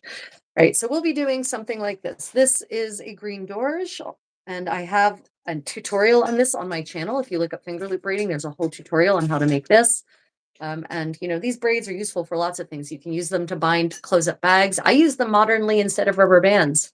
If I don't have rubber bands and I don't pay for rubber bands, but if I run out, I use my finger loop braiding to tie up bags and whatnot.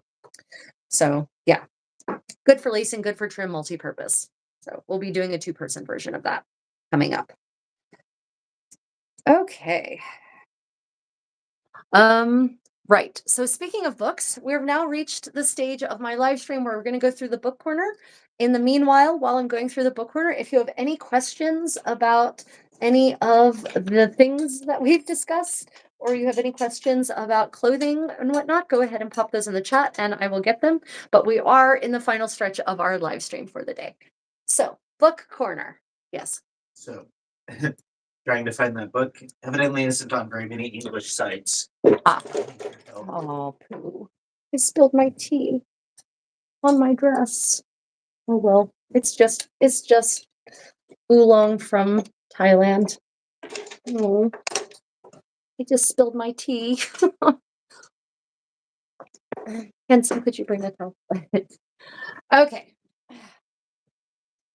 It's okay. This, as some of you may remember, I still haven't gotten around to trying to treat these asphalt stains. So I'm not particularly chuffed about dress getting more stains on it at this point. Okay. Oh, I also wanted to show off the progress on my Condotiero's new Farsetto pattern. So this is a fustian. This actually is a linen cotton blend, which very authentic material for doublets, especially for lining doublets in the 15th century. And this is what we have so far. Yeah. Probably better if I put it on the Condottiero, actually. And there's been some I've had to put some expansions in, and you can see I just thread glue those on. And this layer is probably going to become the layer to which the padding is going to be affixed. So I don't care that there's all these little random bits that I've had to add on. But the interesting thing about this farsetto, 15th century doublet, this one dates to 1480 specifically, is that it doesn't have a set-in collar. The collar is actually an extension of the back panel, and the curved collar that appears on Diego's is actually quilted in. That whole the V on his is entirely quilted in. It's sculpted in with thread. It is not a separate piece.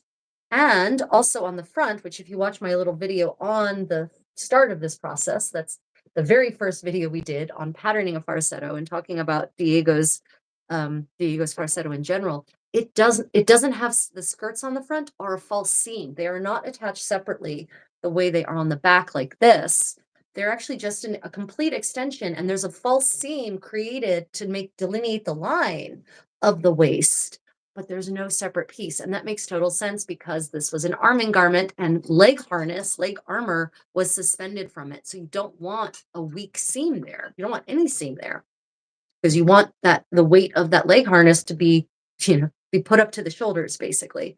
But not it isn't put on the shoulders. I lie. You want the strain to not be put on a seam, but by putting that false seam in there, you actually redistribute where the weight sits onto the waist instead of onto the shoulders of the leg harness, right? So yeah, so that's where we are. We're very close to being done with the patterning process. I just have to finish patterning the new style of sleeve, which is less voluminous than the 1450 version that we have from the Farsetto that's in pieces all over the floor in front of me. Here, I'll show you what that looks like. Farsetto in pieces. Right. So yeah. So there's definitely an evolution in farsetti and doublets in Italy across the 15th century. Big changes happen. So yeah, we're getting pretty close to the point where I probably will finish patterning this week, and then we're going to get to start cutting. Very excited. I love doing quilted garments because it's really sophisticated and complicated, and I enjoy that nitpicky crap. Okay, questions about the farsetto? I found a couple places with the book. Thank you. Oh, great. Okay. Let me see. Autocorrect turns seagull into ankle. Of course it did. Segla century. Yeah. No problem. Okay. So now on to our book corner. Right. So this is not a new book for me, but it might be a new book for you. Hold on a minute. Sorry. No. Why is it like this? Okay. The performance of self, ritual, clothing, and identity during the 100 Years' War. This is a collection of academic essays, specifically talking about clothing. It's got the section on talking garments, which means which focuses on like Chaucer's mentions of clothing, a whole thing on Maytime in medieval courts. It's got this section on chivalric display and being incognito. It's got Joan of Arc and talking about women's cross-dressing. It's got a section on what are called carivari and interludes, so the sort of the entertainments that happen during feasts. Here we go. Entertainments that happen during feasts and to entertain people, costumed entertainments and whatnot. So the performance of self, can highly recommend. It is very academic. So they're not just talking about clothing, they're like talking about the meaning of clothing and some psychology and some theory and stuff. But there are tons of citations from primary sources talking about clothing in various parts of Europe in the 14th and 15th century. So can recommend The Performance of Self, Ritual, Clothing, and Identity During the 100 Years' War. Then some of the finds that we had at the half price books. No. It was a used bookstore called The Bruised Book. This was a used bookstore in Pullman, which is near Moscow, Idaho, University of Idaho, called The Bruised Book. And apparently, I think someone, a medievalist, must have unfortunately passed on, and their heirs wanted nothing. These books were definitely not their cup of tea. So we got all of these books for $120. How many books? 11 books. 11 books for $120. And this is the kind of caliber of book we're talking about. Complete facsimile of the beautiful hours of John the Duke of Berry. And we're talking cloth bound. Look at this. This is my insignia, by the way, the gold fleur-de-lis on a red ground. Cloth bound, gorgeous. I mean, look at this. It is a full facsimile, right? Full facsimile. And each page is actually explained, and the quality of the facsimile is, oh my God, we got 3 of these. 4. No, we bought 3. We bought 4. We have 3 in blue, 1 in red. We bought 4. There were 4 of these in this collection, right? I mean, proper full facsimile. So for you calligraphy and illumination people, this is definitely definitely. So we have so many of these now that I'm probably going to be doing a giveaway with some of these because I don't need 4 facsimiles of the exact same thing. So stay tuned for the nature of that giveaway and how we're going to decide how to give it away. Yeah. But so this is the most famous. Can you help me? This is the most famous depiction of the Maying, by the way. Absolutely the most famous. This is from May in the calendar in the beautiful hours. And they are indeed going out for a May Day excursion. They're going into nature. And so you can see the forest. Of course, the ladies are all dressed in green, and you can see they all have wreaths around their necks and around their heads. And of course, they also have green barding, right? So this is the most famous depiction of a Maying ever, hands down. Funny. That wasn't even intentional. I didn't know Yeah, about that. yeah. It's beautiful.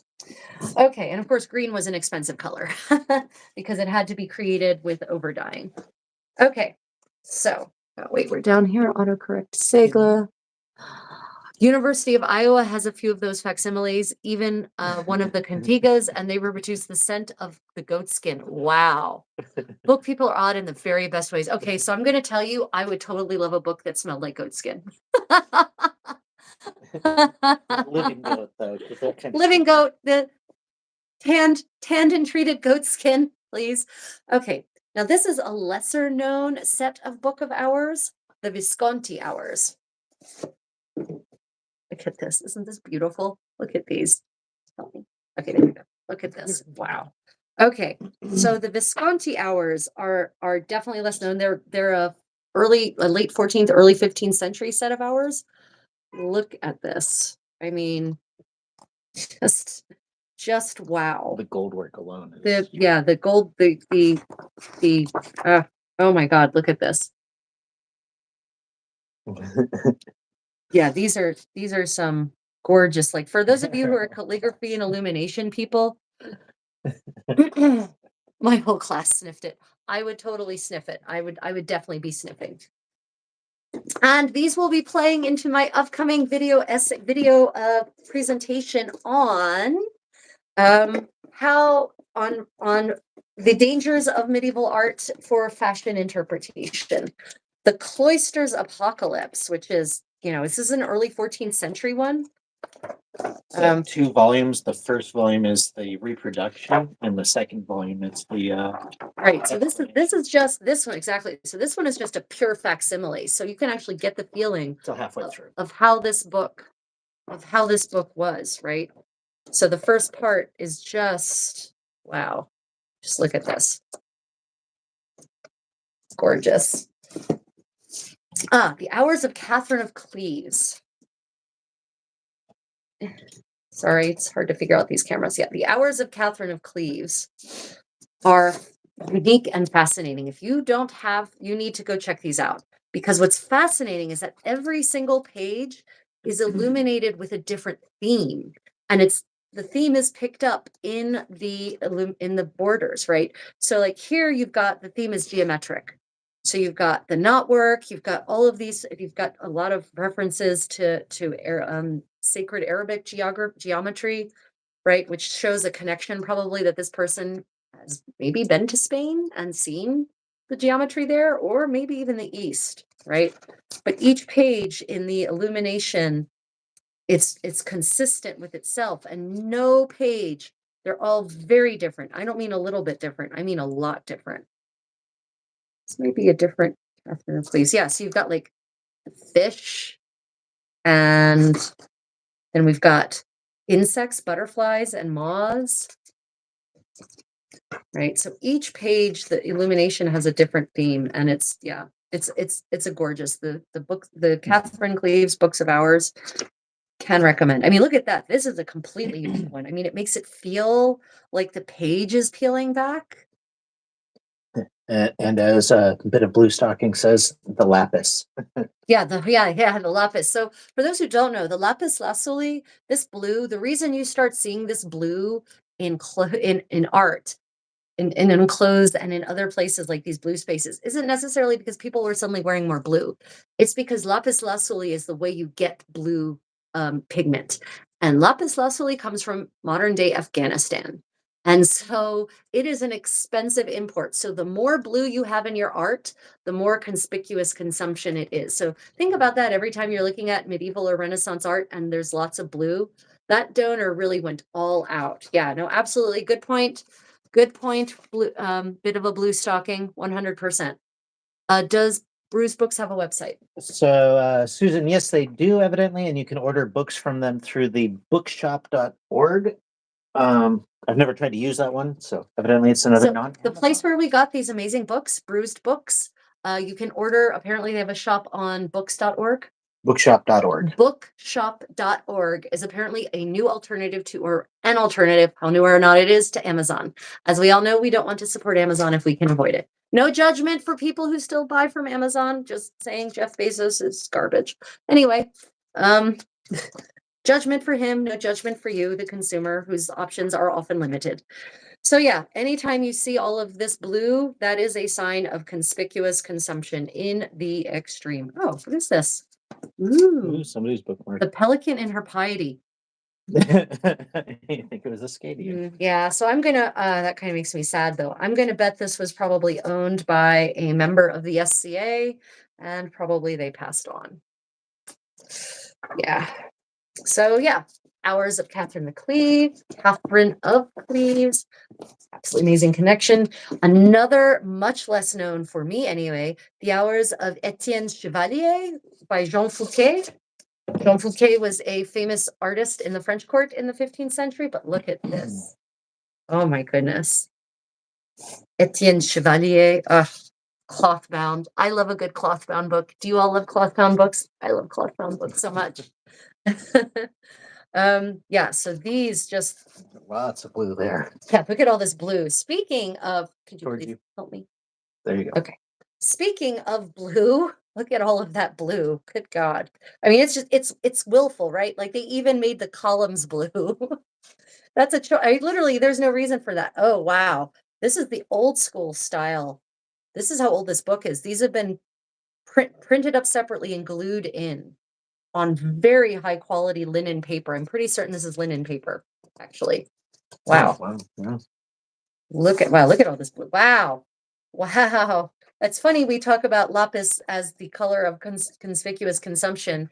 And then I've never seen this book of hours before. This is the first time I've opened it. You're exploring this with me. I've not even seen it referenced anywhere. So this is an amazing work of art. Oh, for costumes. So here we have a I believe it's Jesus in the arrest of Christ, yeah, in the garden, right? So here we have depictions of ancient Roman soldiers circa the 15th century. So if you're looking for costume ideas on how to be an ancient person in the 15th century, here you go. She loves cloth bound, and she's outed herself as a book nerd. Me too. Yeah, we're all book nerds. Wow, just look at all of these. Just wow. So, wow, that's an amazing find because I've never even heard of these hours, and I've spent a lot of decades looking through books of hours. And I don't think this has ever been opened. This is pristine. Yeah, it's pretty I nice. think whoever bought this was just a bibliophile. Like us. Now, this is a fantastic one, especially for people looking for clothing references. Roi René's Livre d'amour, his book of love, right? So King René also wrote the book of the tournament, which might be more familiar to some of you. Also cloth bound. Oh, I love it. Also, it feels squeaky new. Like really, even the case is cloth bound. This feels squeaky new. Like Now it's we know who never. wrote the book of love. Yeah, now we know who wrote the book of love. King René of Anjou. So this is one of those. Look, There you go. look at this beautiful. This is from the original. Roi René, RR, right? So King René was a true medieval prince, late medieval prince. He believed in all the chivalric things, right? So he wrote the book of the tournament, which details how you should run a proper tournament, including all the ladies' parts, right? And he wrote this book of love, which is part of a dream, one of these dream visions, right? Dream visions are really big in late medieval early Renaissance literature, right? You see them increasingly, or actually, yeah. So starting in the 14th century is like the first big famous, dream vision. So the commedia, what you might know as the Divine Comedy, is a dream vision, right? Where the protagonist goes on this sort of quest in a dreamlike state and experiences things you're never going to experience outside of your dreams, but that are meaningful and profound. And so the Book of Love is another of these dream visions. And it's illustrated. I mean, look at that. I mean, these are some of the most hands down, the book. I have seen these before. The Book of Love probably has, in my opinion, the most gorgeous illumination and calligraphy in the history of calligraphy and illumination. I mean, the detail on the art, the marginalia, the so-called miniatures. I mean, wow. And I mean, I just love the fashions that our Duke. I mean, he's not called Rene, but we all know it's really Rene, right? The things that he's wearing, some of the sexiest clothes in the history of fashion, have to say.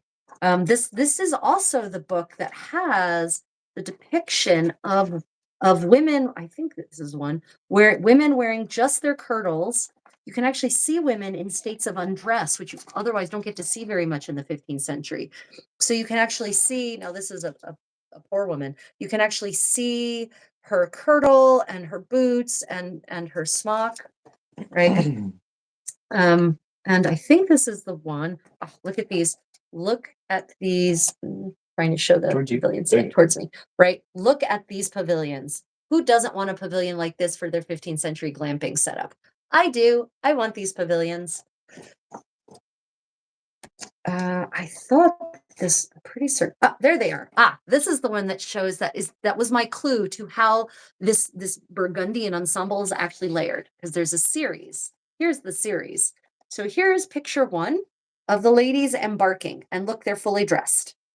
Look, they're wearing couvre-chef over their bonnets, right? Okay, so here's their layers. They've got the belt, everything's there. Now, next picture in the sequence, they have taken layers off. So I know it's really dark. Unfortunately, I don't know what happened to this, if it's something, it got exposed to smoke, or it faded or darkened over time. It could be because it's the skin side and not the flesh side. Because in parchment, one side is darker than the other.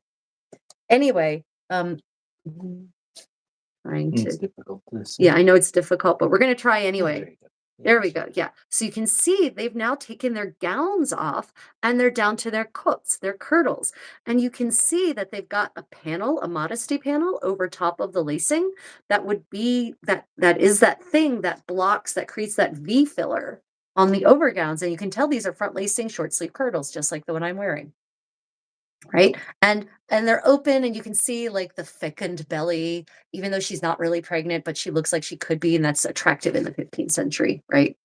So this is the one that really shows us the layers that are worn beneath these kinds of gowns, right? Because otherwise you don't generally, women in the 15th century aren't depicted in a state of undress. There's a few key scenes where they might be.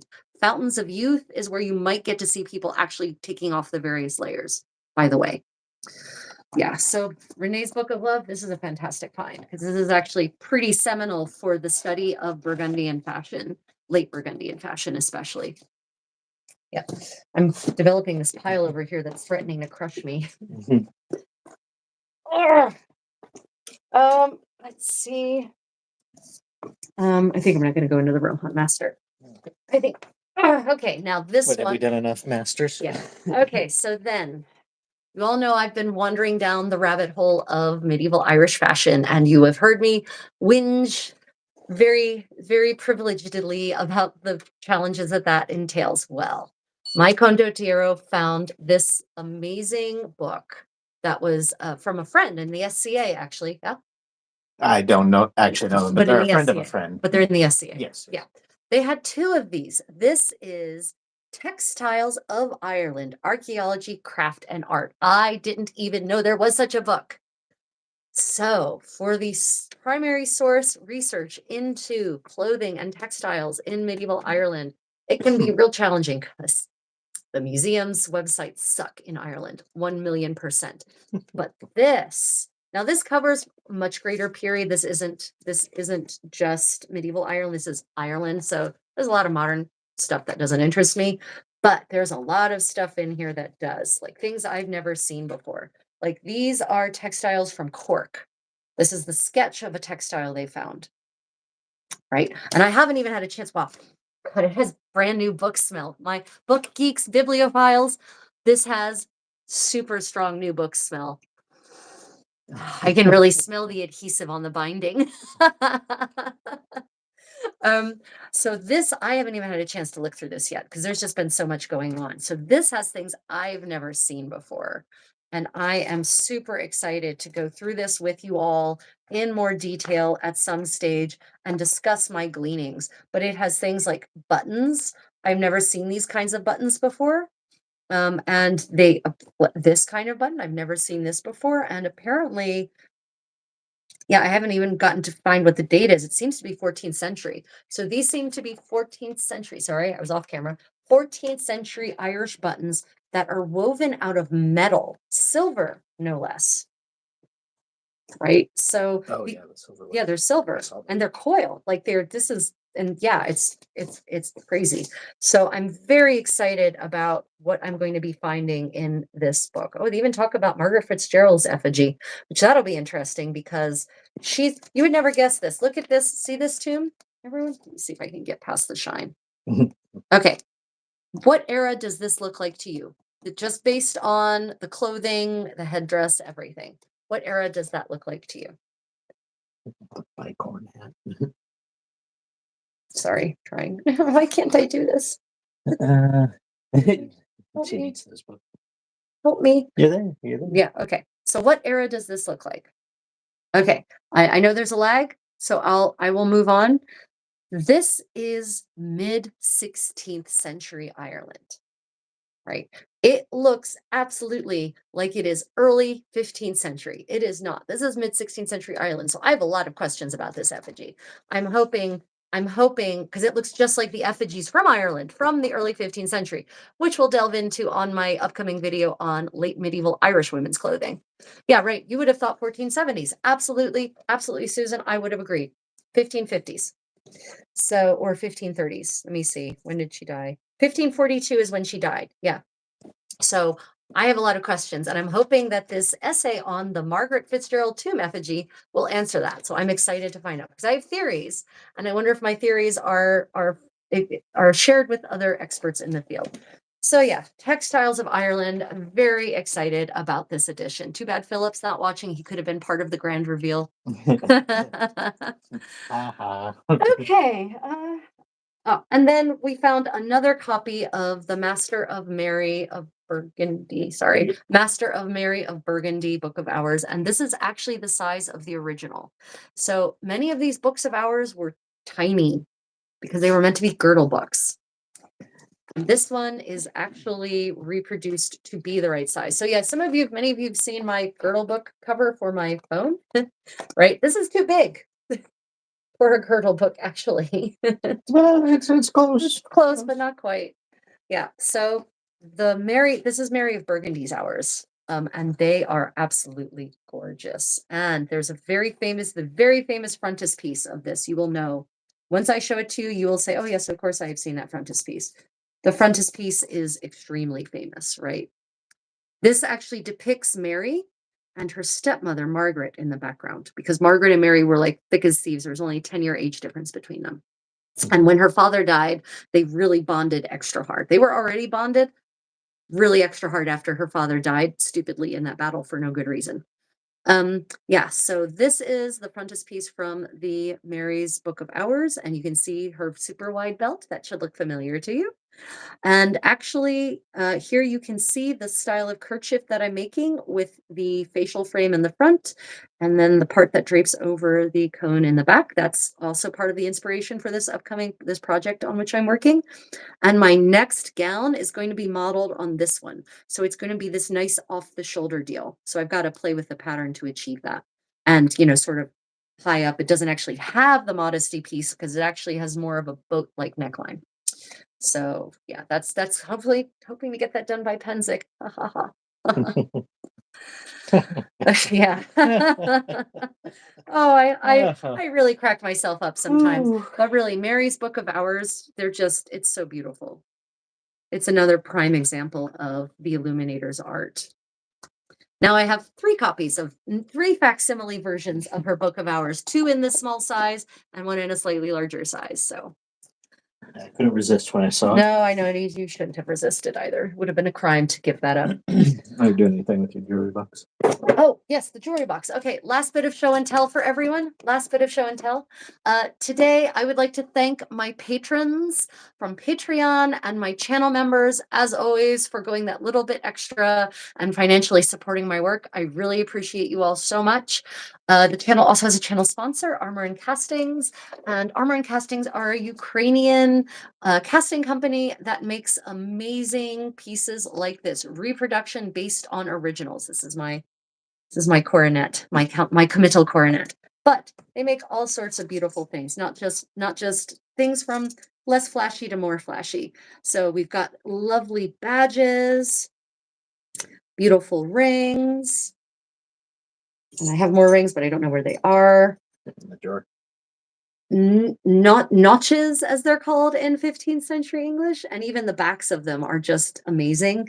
And of course, this stunning collar is an Armor and Castings reproduction of the Maria Portinari collar. And I meant to put it on today, and I got distracted.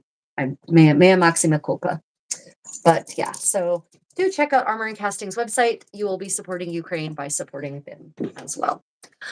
So everyone, with that, I'm going to call it a day, and I'm going to get up and move around because I think I may have developed gangrene in my legs due to lack of circulation. Are there any final questions? Any final questions, everyone?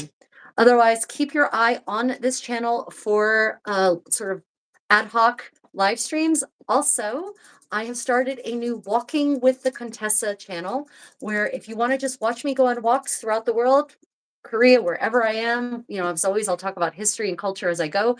Check that out, subscribe, and follow. We'll be doing some live streams walking from Seoul tomorrow and Monday. Well, Sunday and Monday your time, or just Sunday your time. Anyway, the next couple of days. Yep. Tartaria. Jonathan, question about Tartaria. Are you talking about fabric, like tartarin fabric? Or some other? Two walks in Daegu are beautiful. Great meet. Thank you for coming, Thomas, as always. Jonathan, if you could clarify your question a little bit, I might be able to actually answer it. As always, everyone, hit that thumbs up. And once the video posts, if you can go and just leave an emoji. And if you feel like there are other people who'd be interested, do share it around. I always appreciate that. Aaron, you in this stream? Oh, yeah, I can't help there. Yeah. So for now, I'm going to actually have breakfast, which is, I guess, would be lunch for normal people. And then we're going to head out and enjoy this beautiful day. And we're probably going to be doing a walk from a different part of Daegu, even in a couple of hours. So if you're still awake, stay tuned for that on my Walking with the Contessa channel. She's just not buying it, is she? She's not. Okay, everyone, have a lovely weekend. Day, evening, afternoon, where are you in the world? And remember, everyone, stay creative. Until next time, thank you all for joining me for today's session of creativity and knowledge sharing. Bye, everyone. Just enjoy my last bit of tea here.